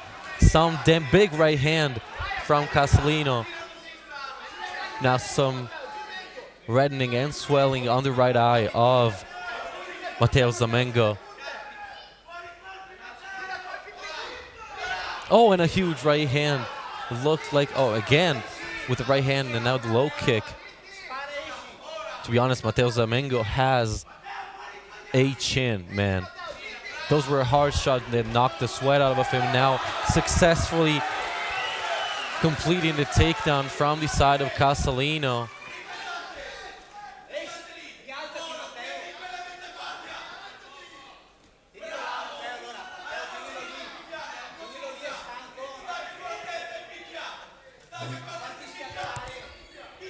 Now Castellino trying to use the cage to prevent Zamengo from getting up, and Zamengo does exactly that. Good job of getting back to the feet. Now again, really loading up the right hand.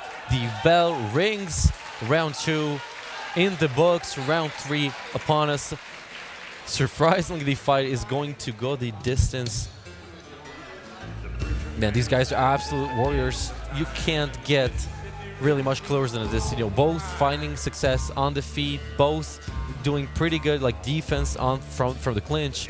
Man, honestly, I'm really interested to see like the one element that's still up the air is that cardio. We're going into round 3, last 3 minutes. At this point, it really comes down to who is able to keep the pace up and really capitalize off the mistakes of their opponent. Now just a few more moments for Matteo Zamengo and Tiziano Castellino to recuperate and recover. And we're gonna make our way to our final round of our 6th and final IMF bout of the card before we make our way into the pro matches a little later on.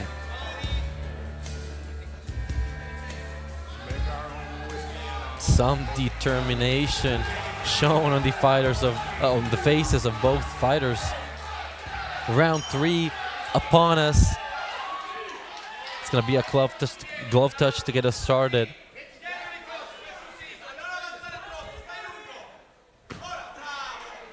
The good calf kick seemed to connect there for Castellino on the way out.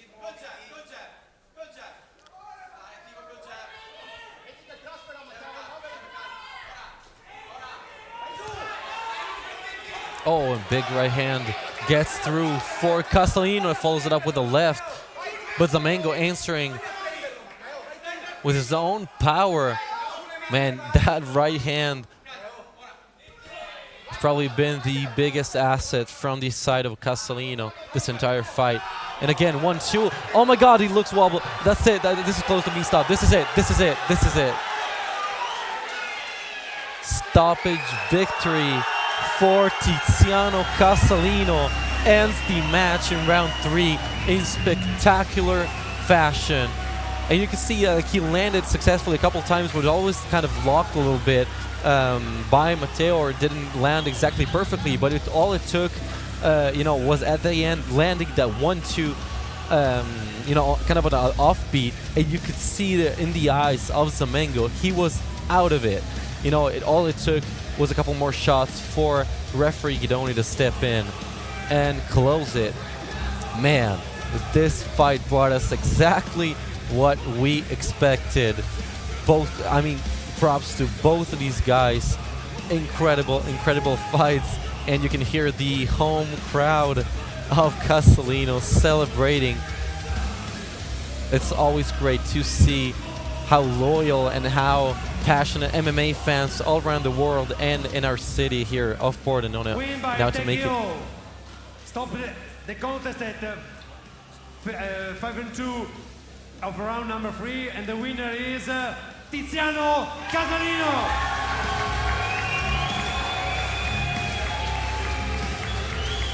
Yeah, my apologies. I accidentally overlapped there briefly with Enzo Kadamura, but this is gonna close off the IMF card in, the best fashion you can ask for. And now just a little on, we're gonna move on to the professional matches. Thank you for sticking with us. Come back. We're just gonna, 4 matches are around the corner. And let me remind you, the strawweight belt is on the line later on tonight for our final match at 52 kilograms for our main event. So definitely stick with us. Thank you.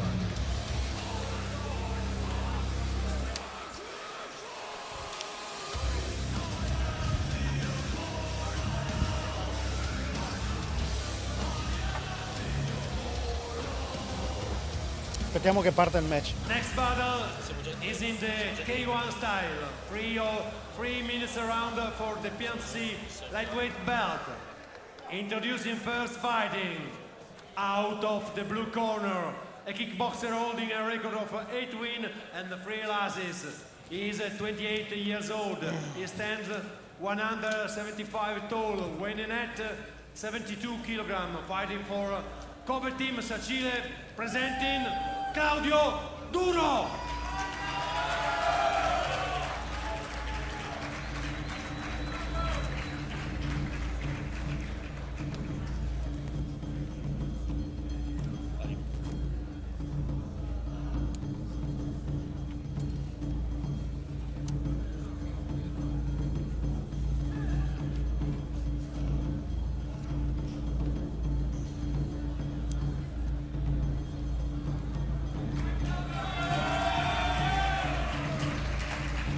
Claudio Duro. Introducing his opponent, fighting out of the red corner, kickboxer holding a record of 13 wins and 5 losses.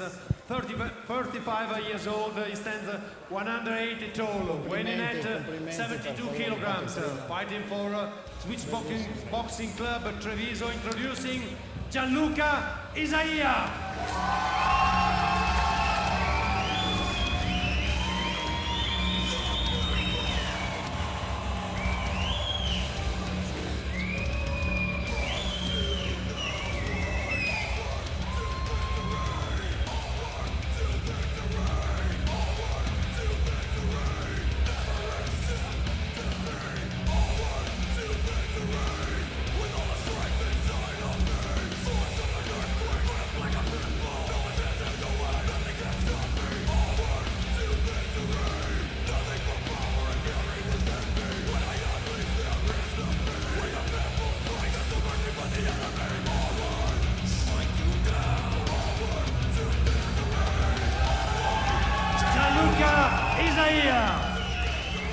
Referee is Mr. Domenico Burinotto.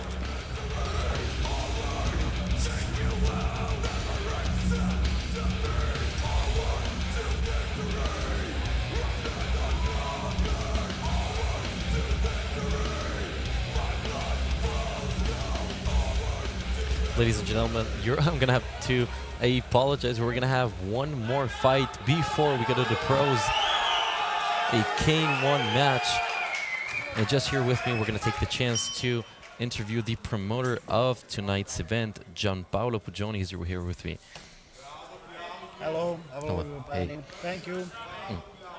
So, can you tell us a little bit, how long has PNFC been operating? La nostra promotion è attiva da 20 anni, ma solo dal 2010 promuoviamo l'MMA. Prima eravamo attivi con le arti marziali tradizionali. Yeah, so the promotion has been active for more than 20 years, but it's only been promoting MMA since 2010 and previously was involved in traditional martial arts. And now, I mean, I have to ask you, how did the agreement between PNFC and Brave for this event come about? Ho capito che se volevamo crescere dovevamo avvicinarci a Brave e così è stato. Brave Combat Federation è l'organizzazione di arti marziali miste che più sta cercando di svilupparsi in tutto il mondo, riunendo combattenti di più di 80 nazioni di 6 continenti. Negli ultimi anni hanno organizzato eventi di alto livello in molte parti d'Europa, tra cui anche la vicina Slovenia, e crediamo che la stessa cosa si possa fare anche in Italia. Right, so he understood that if the federation wanted to grow, we had to align with Brave, and this is exactly what happened. Now, Brave Combat Federation is one of the MMA organizations that's most actively seeking global expansion, bringing together fighters from over 80 nations across 6 continents, including many parts of Europe, and they've organized many high-level events in Slovenia and many parts of Europe, and we believe the same can be done in Italy. Now, was it, so what was the process of getting to this agreement like? Was it challenging in any way to reach an agreement with Brave? Brave aveva già un protocollo per gli eventi Road to Brave e non è stato troppo complicato arrivare all'accordo che abbiamo firmato io e il presidente Brave Mohammad Shahid. Inoltre non vogliamo fermarci a un singolo evento, ma anche a gare di qualificazioni nazionali che potrebbero portare i migliori combattenti direttamente agli esclusivi eventi Brave. Exactly. So Brave already has a protocol for Road to Brave events. So it wasn't too complicated to reach an agreement that was signed between myself, that is Gianpaolo Pugioni, and the president of Brave, Mohammad Shahid. Now, of course, we don't want to stop at a single event, but we also want to include national qualifying matches that might bring the best fighters directly to Brave FC's exclusive events. But I mean, the biggest question here is, are MMA or mixed martial arts legal in Italy? In questi anni, siamo ultimi 10 anni nel mondo, la crescita è stata esponenziale. Ma non è stato così in Italia, proprio perché fino dall'inizio di quest'anno le MMA non erano ancora riconosciute come sport. Però adesso sono entrate nello statuto di Federcombat, la federazione italiana riconosciuta dal Comitato Olimpico, e quindi le cose sono cambiate. So over the past 10 years there has been exponential growth worldwide, but that hadn't been the case in Italy until earlier this year, where MMA were finally recognized as a sport, and they are now included in the Federcom statute, the Italian Federation recognized by the Olympic Committee. So things have changed. So how far along are mixed martial arts in Italy?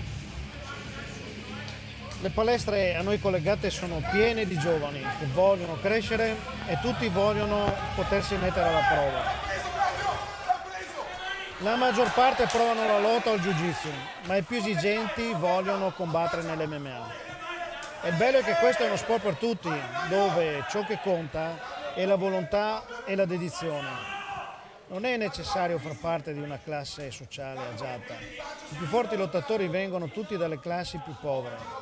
Le MMA sono sicuramente uno sport molto democratico e meritocratico. So the gyms we're affiliated with are full of young people that want to grow, and everyone is willing to test themselves. You know, most try wrestling or jiu-jitsu, but the more demanding ones want to compete in MMA. And the beauty of it is that it is really a sport for everybody, where dedication matters, and it doesn't matter where you're coming from. You know, MMA is absolutely a democratic and meritocratic sport. Da Lima, la Federazione Mondiale Dilettanti, e dalle federazioni nazionali ad essa collegata. Io stesso ho contribuito a organizzare in Italia un campionato europeo. E proprio Brave è il maggior finanziatore dei campionati mondiali giovanili che ogni anno si tengono ad Abu Dhabi. Okay, so I believe we've got to cut off there briefly. The question was, where can a young athlete start? And now, IMF is probably the biggest federation in the world for the amateurs, and the national federation connected to it, me, myself, again, President Gianpaolo Pugioni, have contributed to organizing a European championship in Italy. And Brave itself, the company, is the largest founder of the Youth World Championships held annually in Abu Dhabi. Now, thank you, Gianpaolo Pugioni. Now, one last question for you. Are there many other professional events here in Italy? Quelli storici, oltre al nostro, si contano su una mano, e tutti quelli seri sono sanzionati da Federcombat. Il mio compito insieme a Brave è anche quello di aiutare la crescita delle MMA in Italia. Right, so the historical ones, besides ours, obviously, are really just a handful, and all the serious ones are sanctioned by Federcombat. And my objective, or my task rather, is together with Brave to help the growth of MMA in Italy. Thank you very much, Mr. Pugioni. Thank you.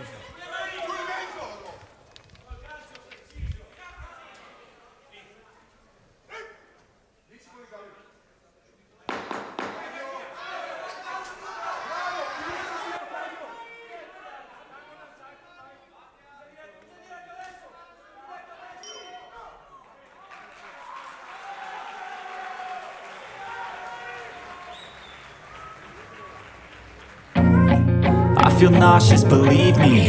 Never had a lot of shit come easy. Had to work hard, struggle just to be me. Had to rise up just so they could see me. Did what I had to do just to feed me, and what was left over I put towards my dreaming. But the only thing in life that has meaning are the things you gotta work for, believe me.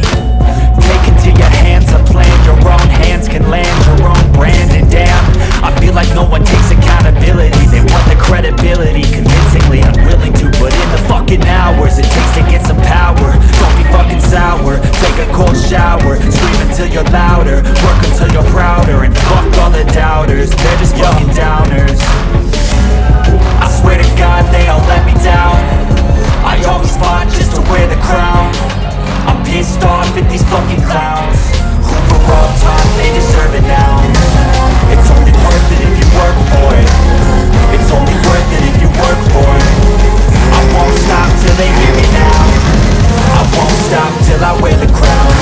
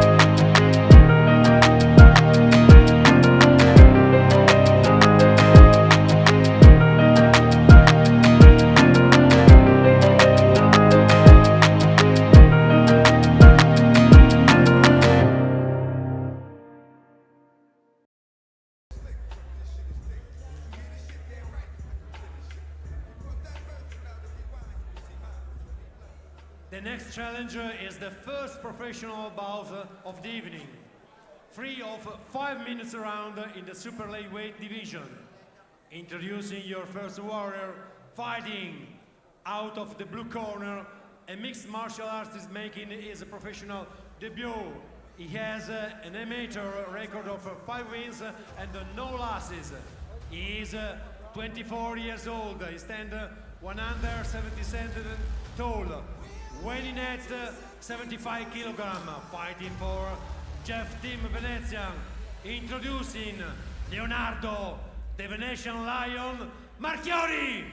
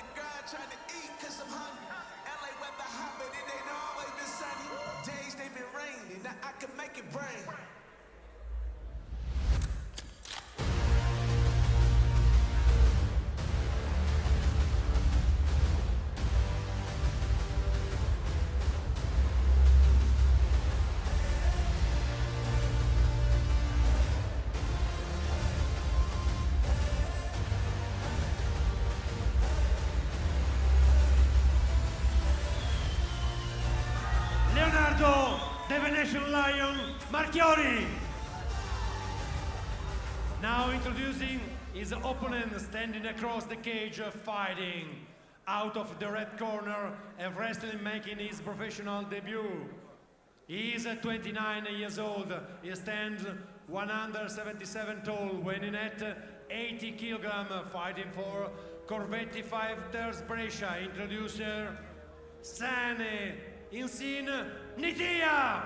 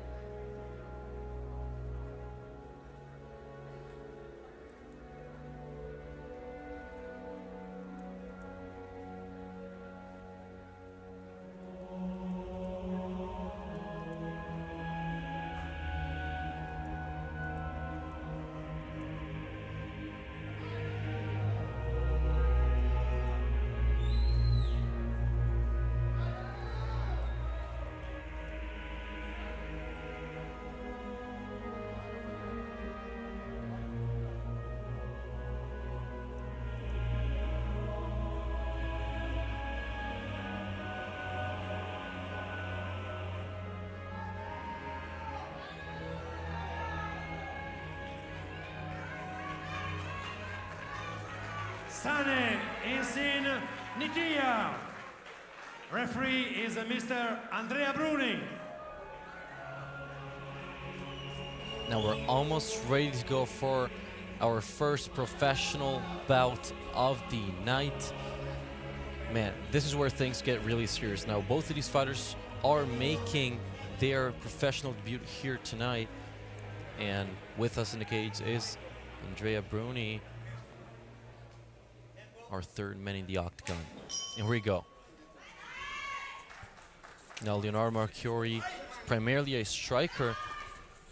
That's interesting because you see these fighters really going in right away. No posture, no feeling out of the opponent at all, just going right in.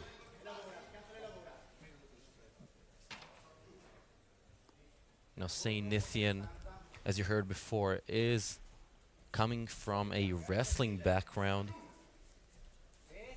So this clinch game and the ground game is exactly where he's most comfortable, but it's going to be interesting to see if his striking is up to level. Oh, big right hand connects for Leonardo Marchiori.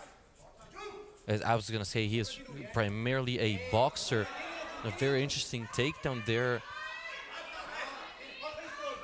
It looks like Leonardo Marchiori's got some kind of guillotine now. He might try to pull guard here and try to secure it. It's going to be pretty difficult to get a standing guillotine there. End of the break. Big right hand there. Looked to partially connect, although it wasn't clear. And you can see Saint-Nathan really loading up and making a commitment to the right hand. Now they clinch up again. Marchiori needs to be careful not to land himself in the guillotine again.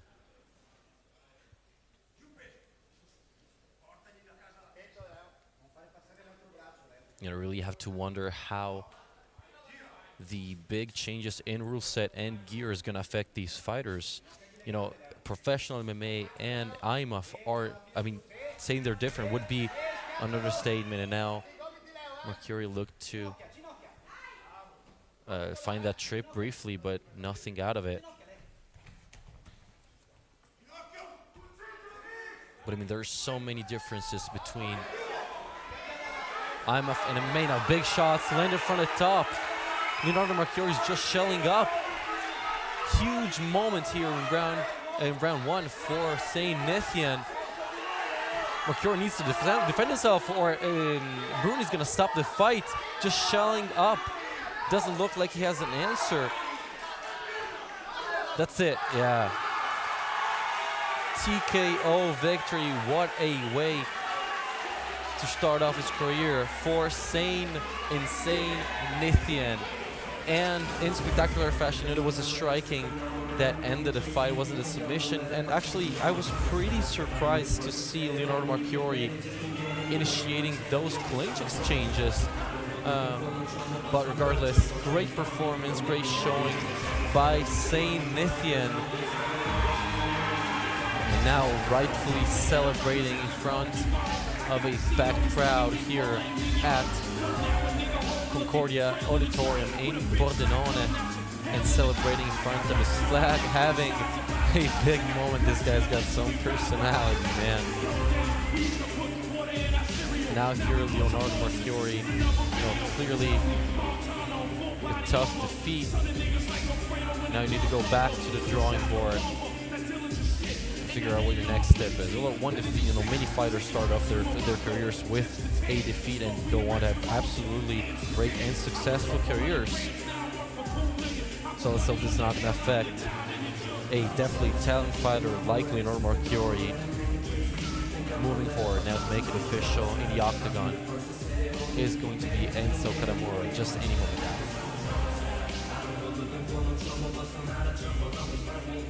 Win by TKO.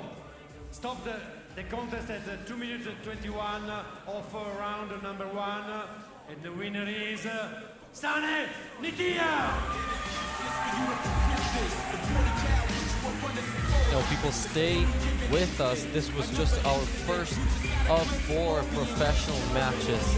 Coming up just a little in a moment from now. Now our next 2 fighters are going to be Nicola Troppi taking on Dario Palazzo. And later on tonight, our main event of the evening will be for the strawweight PNFC belt. So stick around and we'll be back just shortly. Thank you.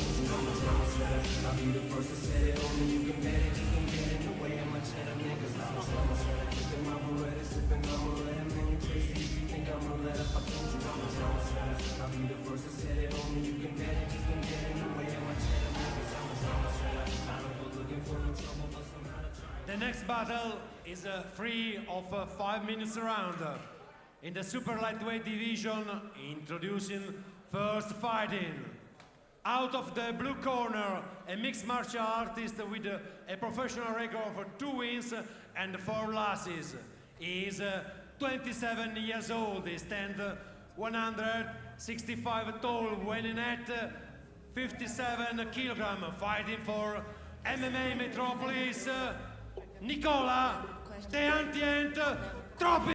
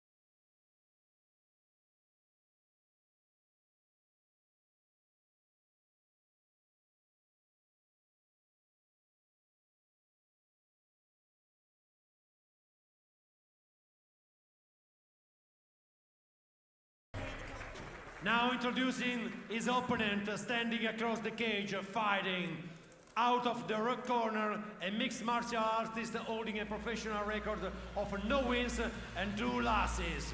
He is 31 years old. He stands...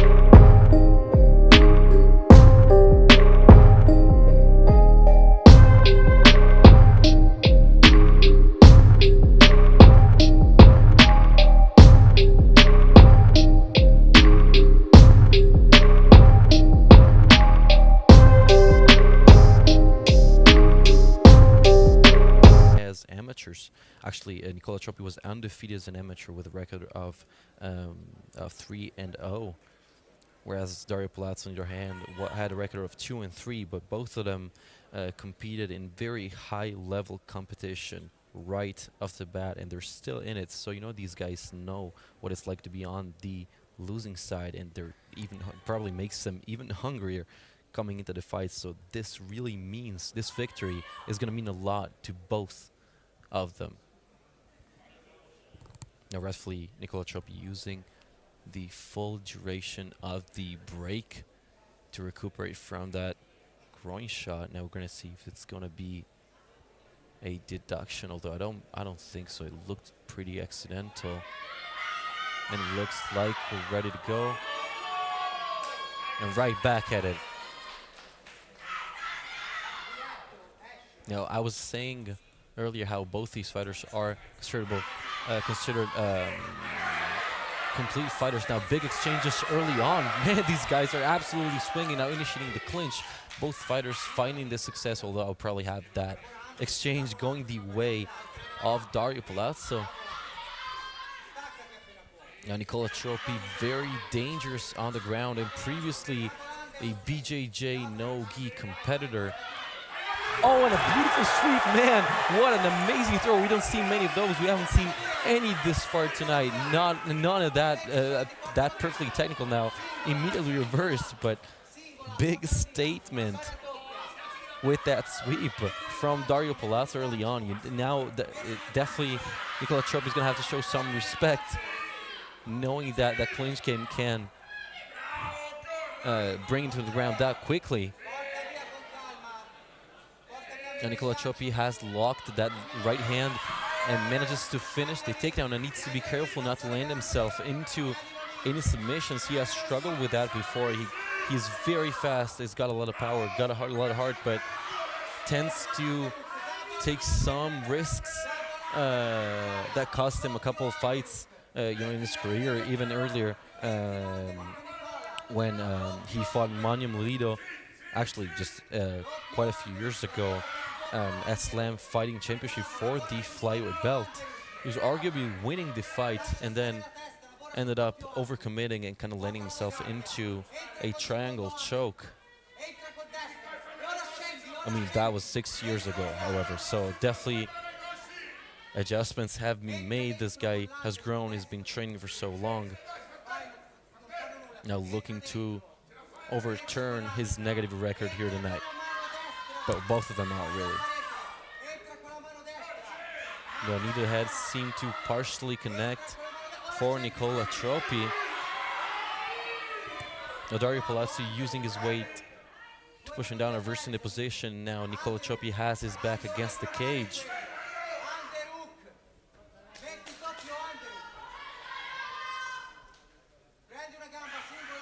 Now Nicola Troppi is looking to transition into the double leg. His corner is screaming at him to look for a single leg instead. Although exposing himself to the guillotine, which not much to it right now. He pops right out. Now looking to complete the takedown. He needs to be careful. That ground and pound from top can be really dangerous.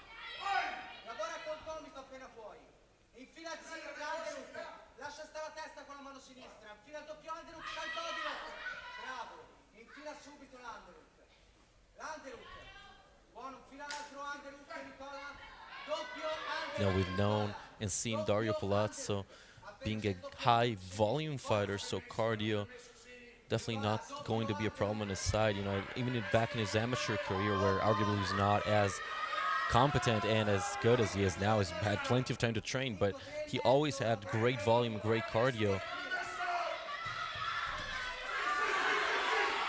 Now the fight ends on the ground, but oh, this is really pretty scary for Nicola Troppi. Beautiful takedown.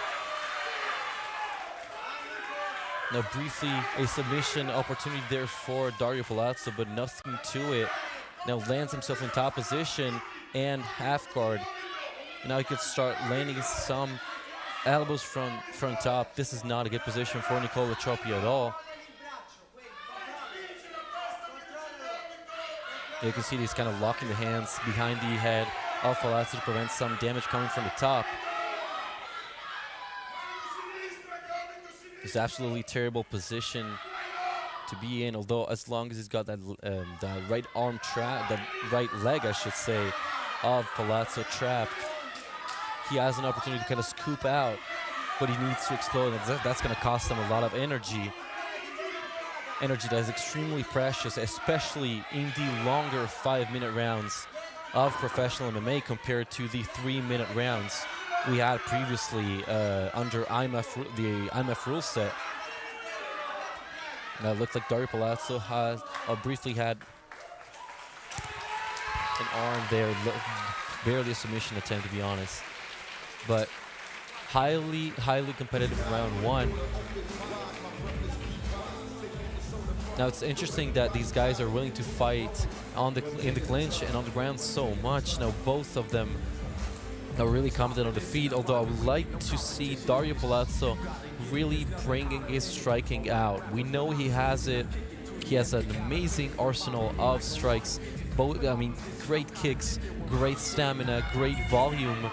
But as long as he's playing the game of Nicola Troppi, even though he's good at it, he's not really playing to his strengths, not taking the path of least resistance to victory. So definitely that would be a good adjustment to make going into round two. And I mean, I didn't really have the chance to talk about it before, but as we said, there is an incredible difference in the rule set going from IMF to MMA. And I mean, calling them different would be an absolute understatement. You know, the rounds are almost twice as long, and you don't really think about it because it's still 3 rounds, but 5 minutes compared to 3 is a massive difference. Probably even more so for a previous fight of Saint Nithian making his debut against Leonardo Marchiori. Now these guys probably used to it by now, and there it is. That's exactly what I was talking about like a moment ago. Going out with the kick, having that that threat of the striking.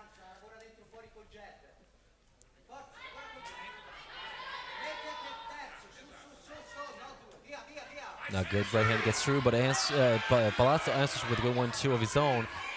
Troppi really loading up on that left, but no sweat for Palazzo to get out of the way. And now Dario Palazzo confidently on the front foot starting out round 2.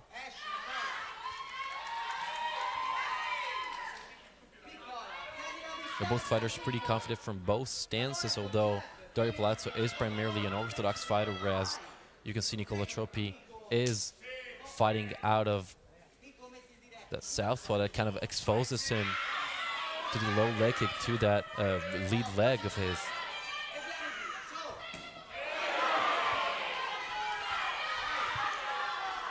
Now Dario Palazzo showing some confidence on the feet. Now as they initiate the clinch, it's probably, if I were Nicola Troppi now, this is the time to bring the fight to the ground, really bring out your submission game. Although Dario Palazzo has been pretty difficult to take down. And, you know, Nicola Troppi had some success on those takedowns, but, you know, right as they go to the feet, every opening there is, Dario Palazzo was able to scoop out. Now it looks like Dario Palazzo, it's kind of a choke. He has that opportunity of dropping to the guard, chooses not to. Actually, I was going to say pull guard. Now Nicola Troppi still holding on to that right leg of Palazzo. Now he's on side control on top, landing heavy blows. This is a terrible position for Nicola Troppi. Now trying to posture up and make his way back to the feet. But when you're fighting a guy like Dario Palazzo, it's getting back to the feet is really going from bad to worse.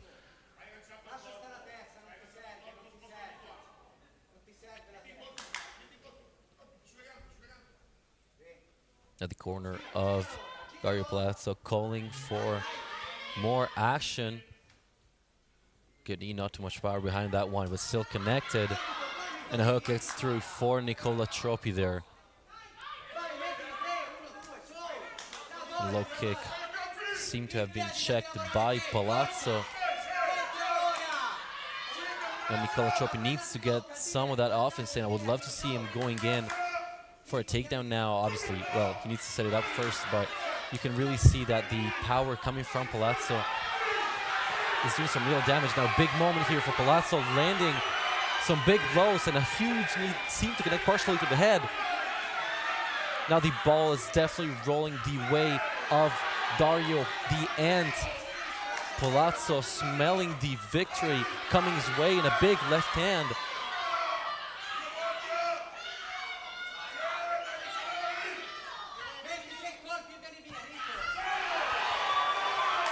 Oh, and a big left hand. This, working the body.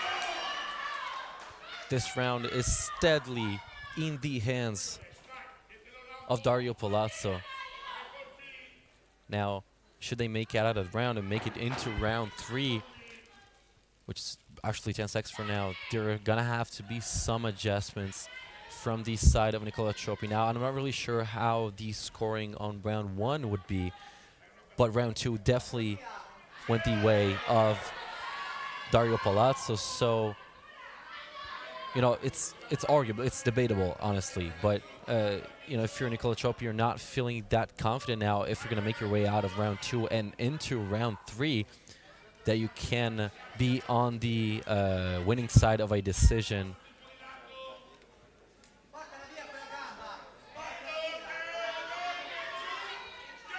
Now, big opening here for Palazzo. On a good trip. Briefly brings the fight to the ground, but Palazzo comes right back to the feet.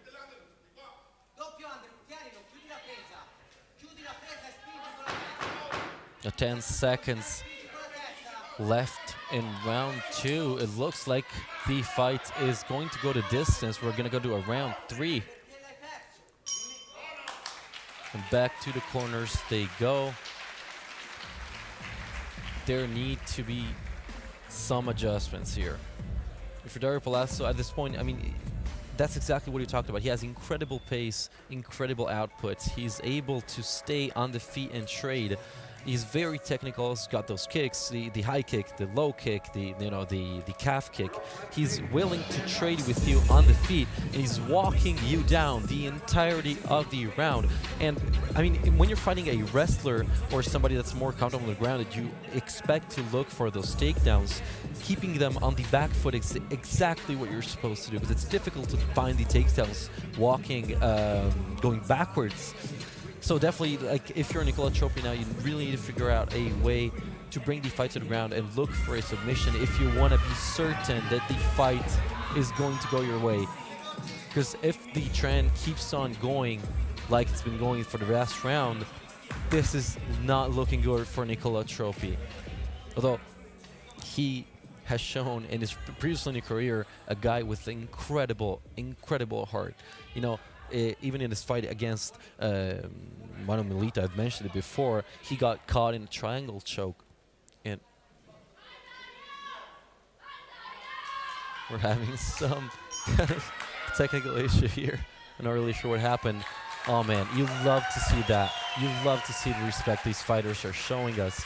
You know, these guys, honestly, these MMA fighters are the face of the sport in the smaller promotions, and really showing the people that maybe are unfamiliar with MMA that it's a sport about respect. It's a sport about, you know, sportsmanship, and yeah, it's tough and it's hard, but these guys have incredible respect for each other. Now, back into the action, Nicola Cioppi again in the clinch, trying to keep Palazzo with his back against the rope.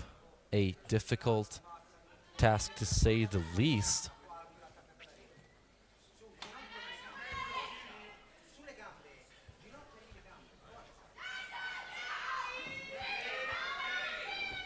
Looks like a knee landed there for Palazzo. Now again, reversing the position.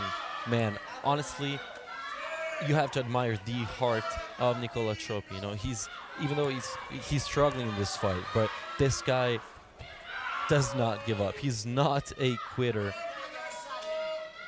Although clearly the signs of exhaustion are starting to show for both of these guys.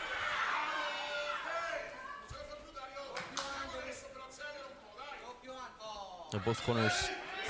Oh, and again, heavy throw. Man, that made the whole stage rumble. Actually, Palazzo is able to land one elbow there. Not much, but adding up to the rest of the strikes that he's been able to land this far.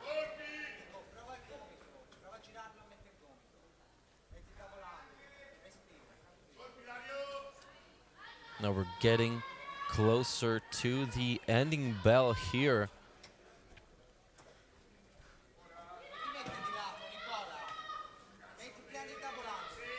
Dario Palazzo, I mean, this guy, he hasn't slowed down one bit this entire fight. It looks like he is really hungry to get that first victory on his record, get some green on his red record, because it's down 0-2. Although I said it before, he's faced incredible competitions. He fought at Cage Warriors and at Almighty Fighting Championship since turning professional in 2022. Actually, Nicola Cioppi, oh, big knee. Partially connects there on the way out for Nicola Cioppi now. Actually, for Dario Palazzo, my mistake. And now again, Dario Palazzo walking Cioppi down. Just out of range with the right hand. And a good uppercut connects.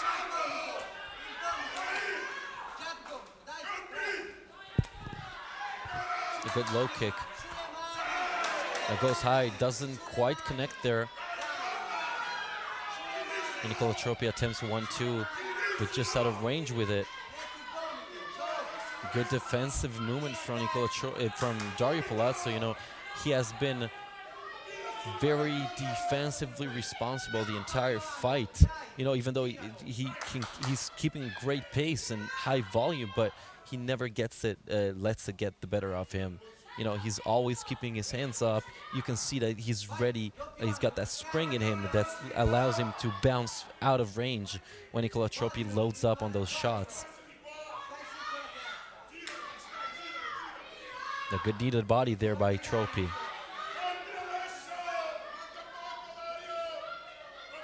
And he looks exhausted. He's really emptying the tank. You know, people don't really realize how exhausting fighting like this is. These guys have been going at it for 15 whole minutes. The normal person would be out of it within 1 minute. People really don't appreciate how good both of these guys' conditioning is. We're gonna take the center of the octagon for the remaining moments of round 3.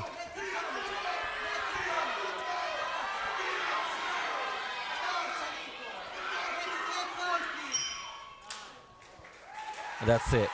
Beautiful. I mean, this was a great fight. This is text of exactly what we expected from Dario Palazzo, who can finally put that victory on his professional record in his 3rd professional fight. Man, you know how much this meant for him. You can hear the crowd chanting for him. It's absolutely great to see his fans cheering him on for his first professional victory. Although you really have to compliment both fighters. This was an amazing fight. Nicola Troppi showing, as usual, I mean, as per expected, great heart, great sportsmanship, not backing down even in the face of defeat, and now even at the end celebrating his opponent. Man, you love to see this. This is what matters, man. This is great.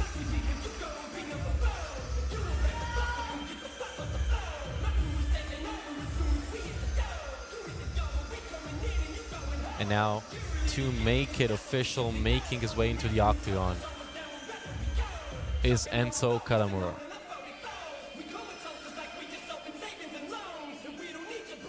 After 3 rounds, we go the judge decision. First judge, 29-26. Second judge, 29-27. Third judge, 29-27. Win by unanimous decision, Dario Palazzo.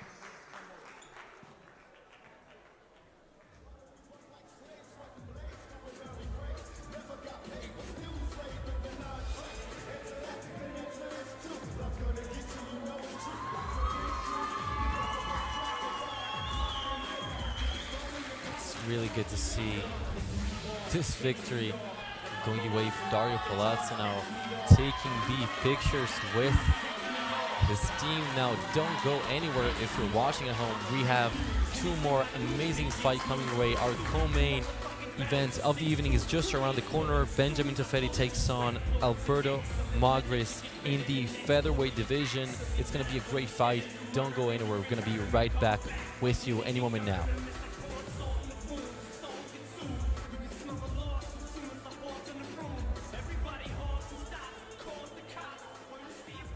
The next challenger is a free of 5 minutes round in the featherweight division. Introducing first fighting out of the blue corner, a mixed martial artist holding professional record of 1 win and 2 losses. He is 21 years old. He stands 175 tall, weighing at 66 kilograms, fighting for Toffetti Team Milano. Introducing Benjamin Di Quest Toffetti.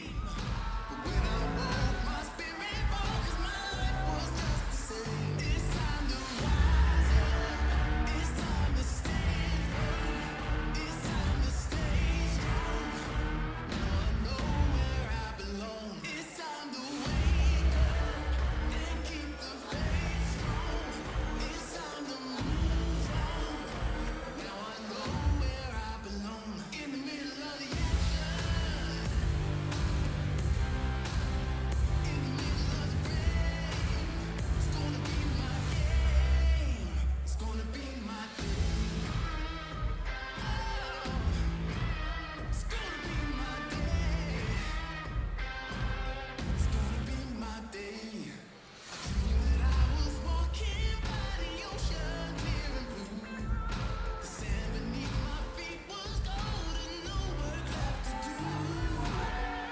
Benjamin "The Quest" Toffetti. And now introducing his opponent, fighting out of the red corner, a mixed martial artist holding a professional record of 1 win and 1 loss. He is 20 years old. He stands 172 tall, weighing at 66 kilograms, fighting for Advanced Team Pordenone, presenting the PNFC featherweight champions, Alberto the Doctor Magris.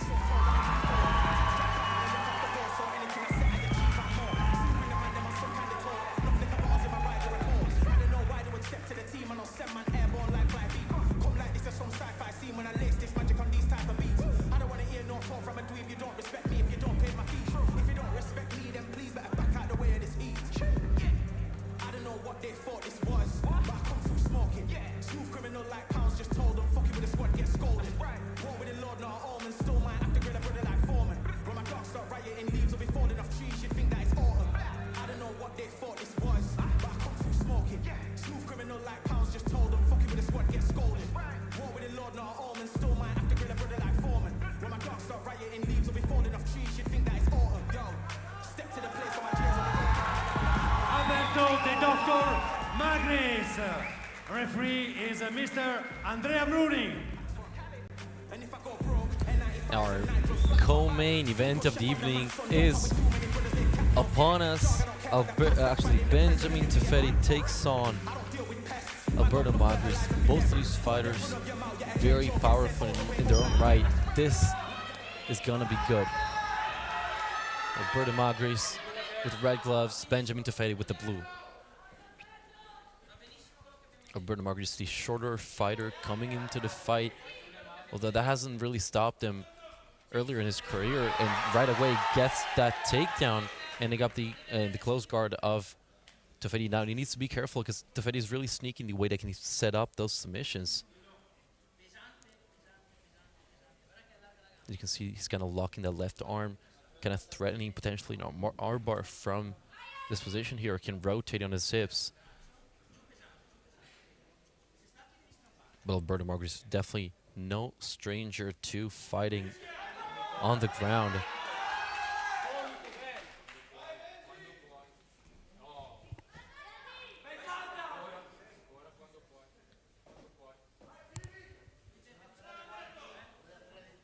Benjamin Toffetti, primarily a striker based in kickboxing. However, he has shown capabilities on his back and then on the ground in his previous fights.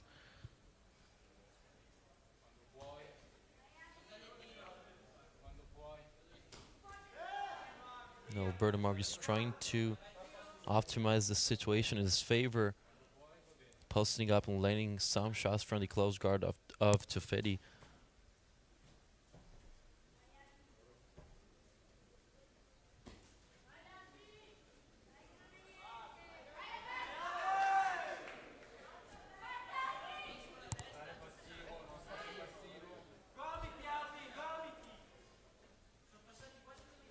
I can see some bleeding from one of the fighters. That's unclear from the single who it is that was wounded. Maybe the nose of Magris is leaking. Looked like a good elbow there, landed.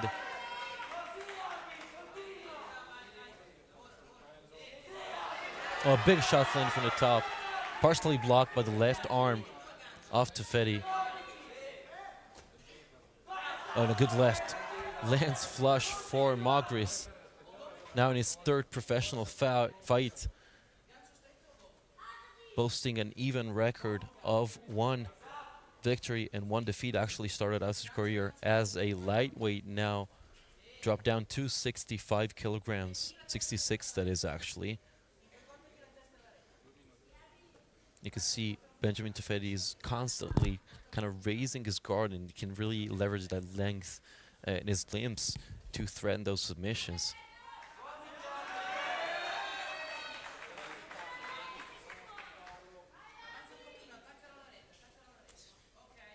No, good pressure from the top by Magris, but Toffetti doing a pretty good job of defending these strikes coming from top. Now Margaret's going to be able to use the case to his advantage, potentially to post up and work some heavier shots from the top position.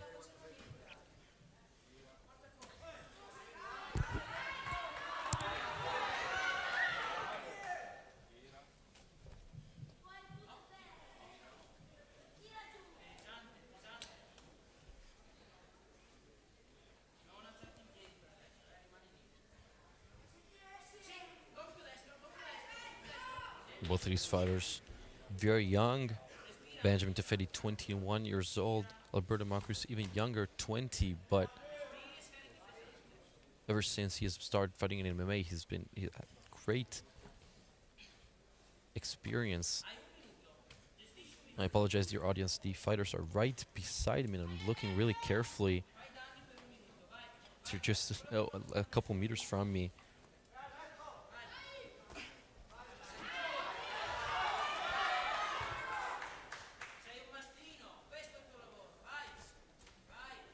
Look at left, seems to land there for Alberto Magris.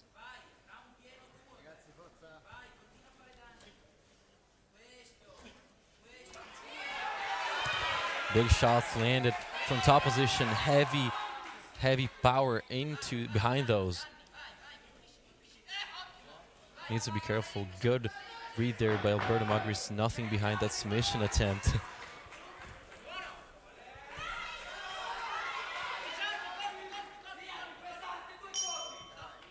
Round one is in the books. Round two coming to us shortly.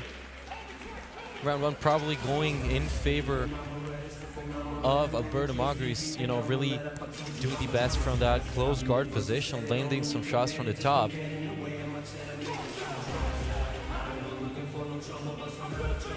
And you can see, like, this guy's done some preparation to this match.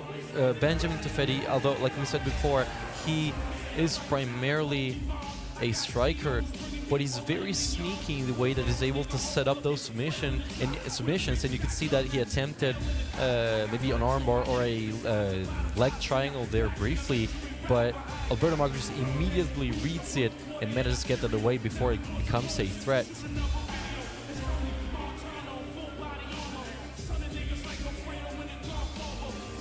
Alberto Magris is coming off of a loss to John Furheim at cage 60 in late November of last year, whereas Benjamin Tafedi is coming off of a win versus Simone Bazzelli.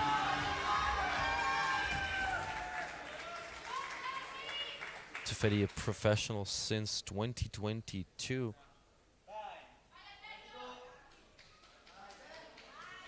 No. Well, the cage wasn't.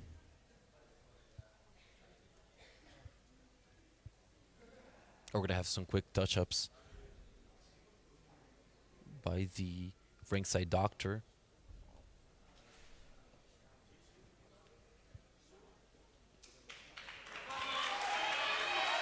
There we go. That's better. Now 10 minutes down, 5 minutes to go. Neither of these fighters showing any sign of wanting to show down now. Alberto Magris nodding there to his opponent when the left hand connected. And a good defensive movement there to avoid the strikes from Tafedi. Well, Tafedi is very fast and has got real power behind those hands. Now again, they initiate the clinch. Alberto Magris almost takes the back there. Again, has a real opportunity of bringing the fight to the ground. Now working on hand control.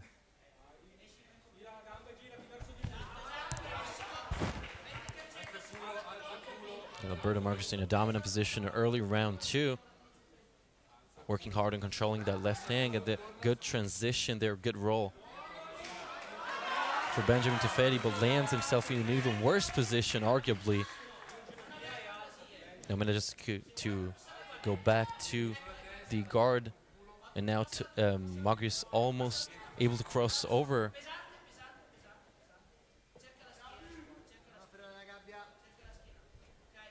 Now stepping over, has the opportunity to land some big shots, and the 5-minute rounds really benefit wrestlers in the sense that you have more time to set up your place. It's really a game of inches, squeezing and moving, and getting that little bit more out of control over your opponent before you can really unload and empty the gas tank with those shots from the outside. And Alberto Magris can be absolutely vicious with a ground and pound. Again, brings the fight to the ground. Now working on crossing the legs there, but again ends in the open guard of Benjamin Tefedi.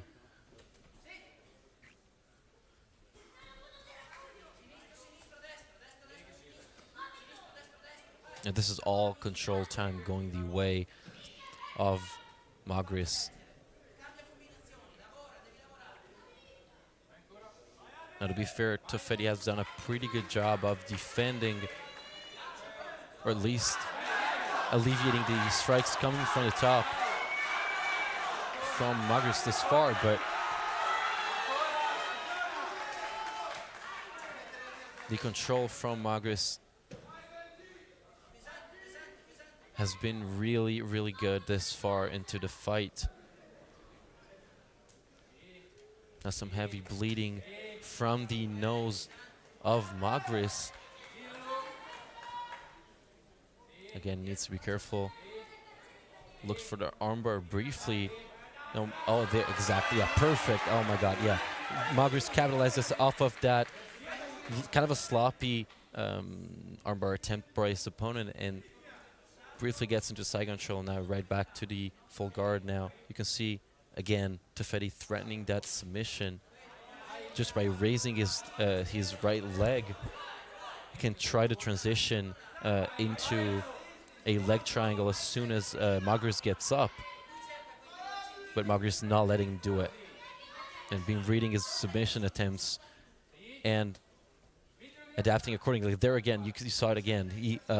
Tefedi looked for the armbar, but Magris is able to slip out before Tefedi is able to lock it. Oh, big shots landed for Alberto Magris.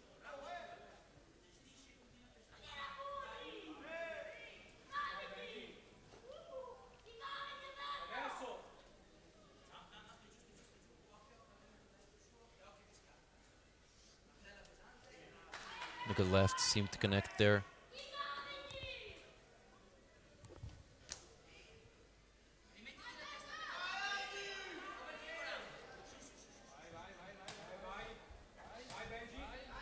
Again. Oh, this could be, it's not really anything for this position, although Magris needs to be careful not to give into it. Then again, beautifully slips out into side control, and then Magris locks it again. That cut, I thought it was the nose leaking earlier, but it looks like it's a cut right on the nose, actually, or between the nose and the eyebrow. And a full mount for Alberto Magris. Now transition, oh my God, so close. He was working that arm triangle. Just runs out of time to do it. I hope the people at home can hear me properly. Man, this is an absolute war this far. Now we're gonna head into the final 5 minutes of this fight. It would be good to see Tefedi trying to keep the fight on the feet, because Alberto Magris says he's actually right at home at fighting on the ground. He is comfortable, fighting from the top, really working that ground and pound. He's got that build, he's got that, experience as a grappler, whereas it would be good to see Benjamin Tefedi really work on his striking a little more, try to keep his distance, try to keep Alberto on the edge of his shots, of his strikes. And now we should be almost ready to go for our last 5 minutes of our co-main event of the evening here at PNFC 14.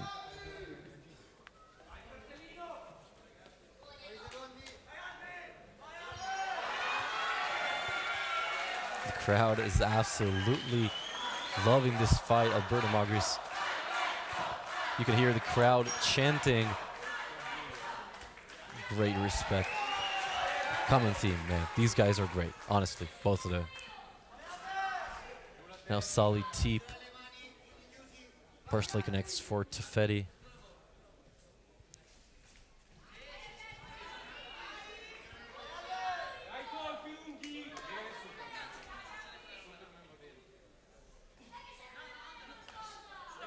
A good counter left from Tefedi off of that kick by Magris, and again checks it with no sweat there.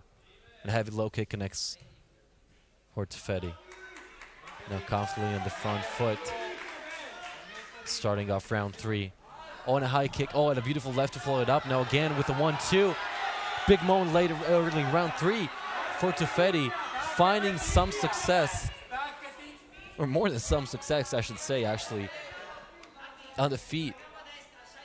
Alberto Magris has a chin on him. Right back to work, right back to the takedown. Now has the cage to his side. The crowd is absolutely losing it right now, chanting for their fan favorite fighter, Alberto Magris. Alberto Magris really has the chance to close the fight here. A big elbows landed from the top.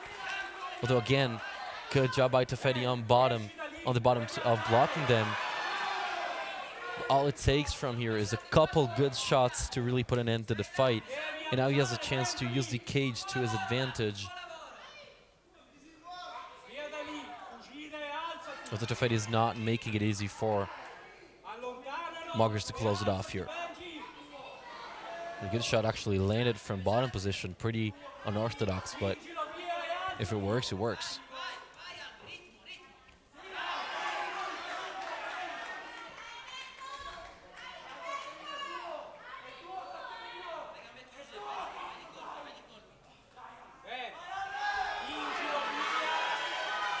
Alberto Magris, no stranger to getting rocked and getting right back into the fight. Actually, his first professional win was here on the PNFC stage against Andrew Beksatevich, where he actually got rocked really hard and was able to get the win anyways. Coming back from what looked a fight-ending left hook from his kickboxing experienced opponent.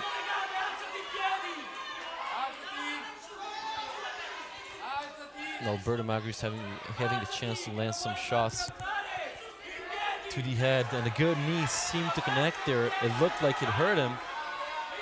And again, relentlessly working those takedowns, those count on the scorecards. Should we make it the full 15 minutes? Although it's a difficult moment here, actually Tefedi successful in reverting the position, working a choke. This is looking pretty bad for Alberto Magris.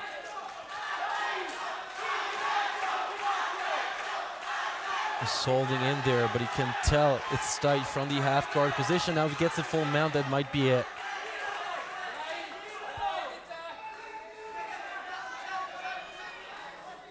Needs to explode and makes his way out. Incredible, but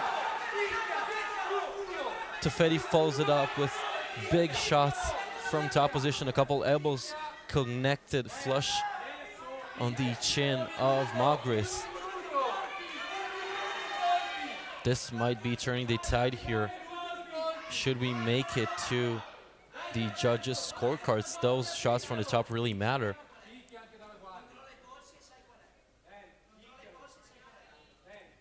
No, Magris trying to lock the hands behind the head of Tefedi to prevent some of the damage coming from the top.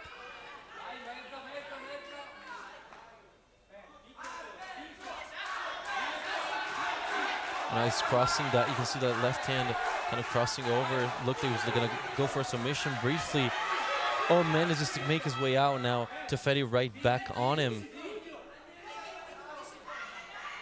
Maybe having the opportunity now. Alberto trying to revert the position.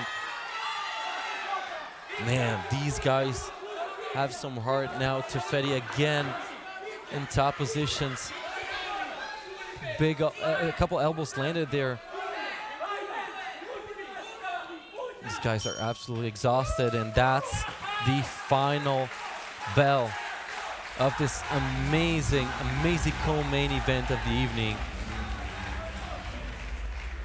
Man. Now we're gonna have to go to the judges' scorecards for the official decision. Very even matchup between these two guys. Now we're gonna wait on the decision from the judges. We're gonna see which fighter is gonna be able to add a victory to their record and which one is gonna walk home in defeat. Alberto Matos is actually the last fighter from Team Advanced Pordenone fighting tonight.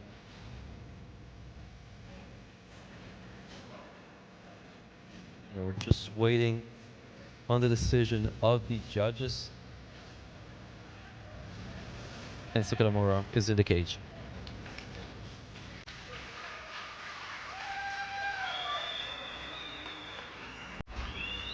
After 3 rounds, we got the judge decision. First judge, 29-28. Second judge, 29-28. Third judge, 29-28. Win by unanimous decision. The winner is Alberto Magni.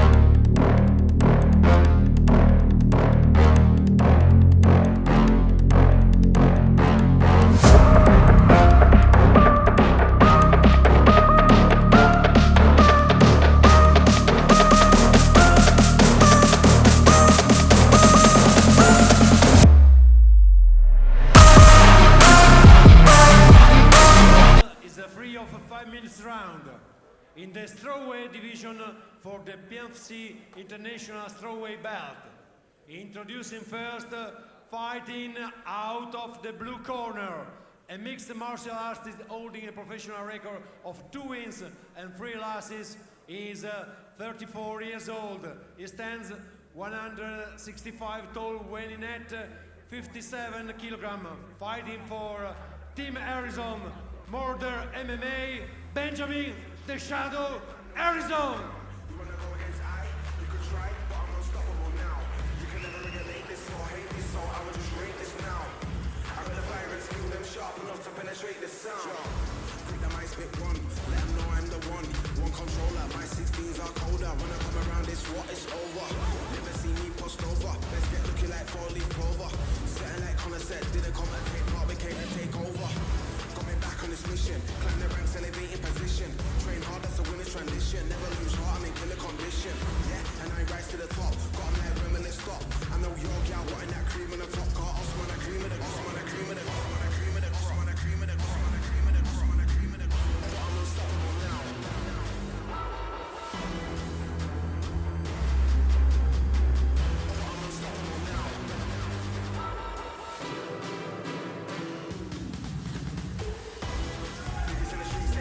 Benjamin the Shadow Arizona.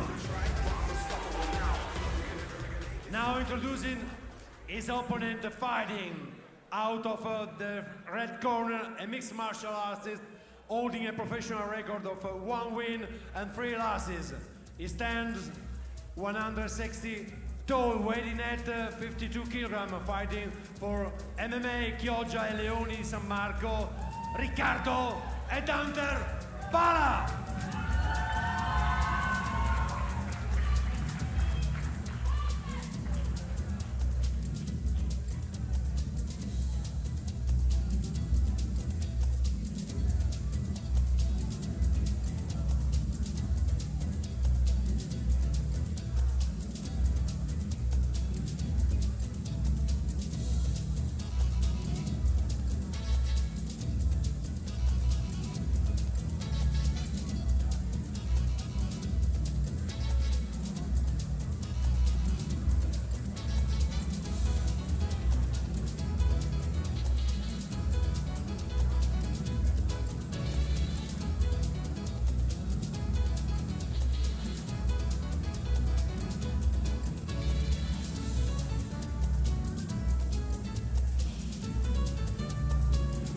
Riccardo e Hunter Pala.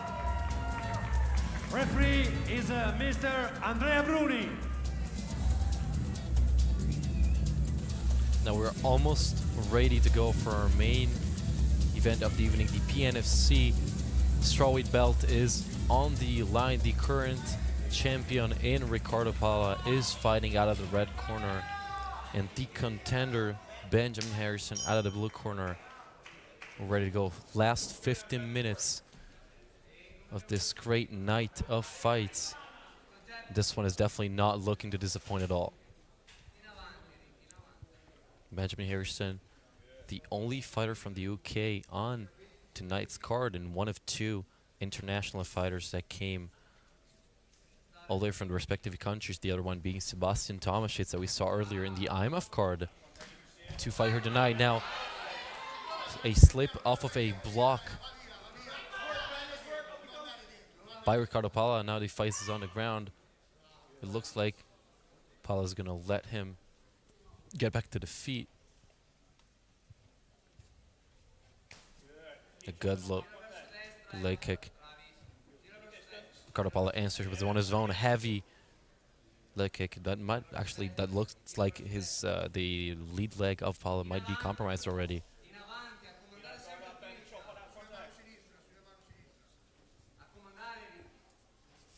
Benjamin Harrison. Oh, beautiful leg kick there again. It doesn't look like Pala wants to trade with Ben on the ground. Oh, and a beautiful left hand wobbles Ben. This might be over. That's, oh my God. This is right on. This is gonna end. This is it. This is it. How many shots can one man take? Right at round one, the referee calling him for him to defend himself. He looks like he's really hurt. That's it. Oh my God. What a way to defend your title. Riccardo Pala defends the strawweight belt. Wins by TKO in 1-1.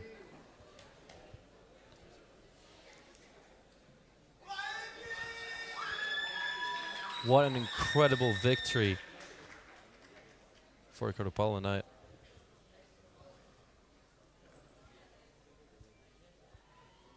These two fighters sharing a moment at Octagon Center. A tough defeat actually for Benjamin Harrison. This guy has been a professional for the longest than any other fighter on the card, clocking in at over 14 years since his first professional bout. And now, tough loss for him. He's coming off of a tough loss, like actually against a very high-level opponent in Charlie Falco.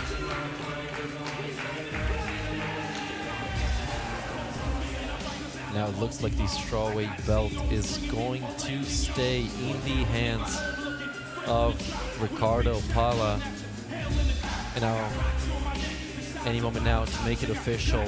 For the last time tonight, coming to the octagon for the official decision is Enzo Cadamuro. Thank you, everyone.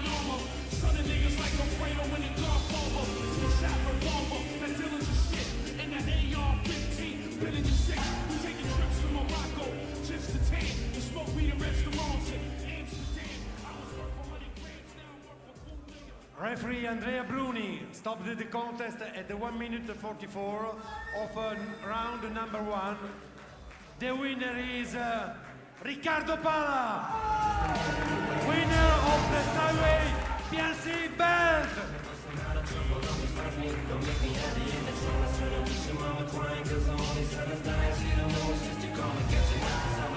Now it's home, them ARs is drawn. Opie's guerrilla unit, fuck affiliation. We are one, it is senseless for you to prevent this. The 40 cal put you up under some photo synthesis at any given instant. Another incident, you just got a glimpse of Opie and Ye's temperament, and we hold them days. That's why homie won't age, isn't it? That Tony's enraged, they throw him in cages. But now my niggas loose on cruises, bulletproof, all brought to you from whom's pupils, baby blues, and short fuses. Put your portrait on the news, nigga, them screws is loose when you're fucking with them shady dudes.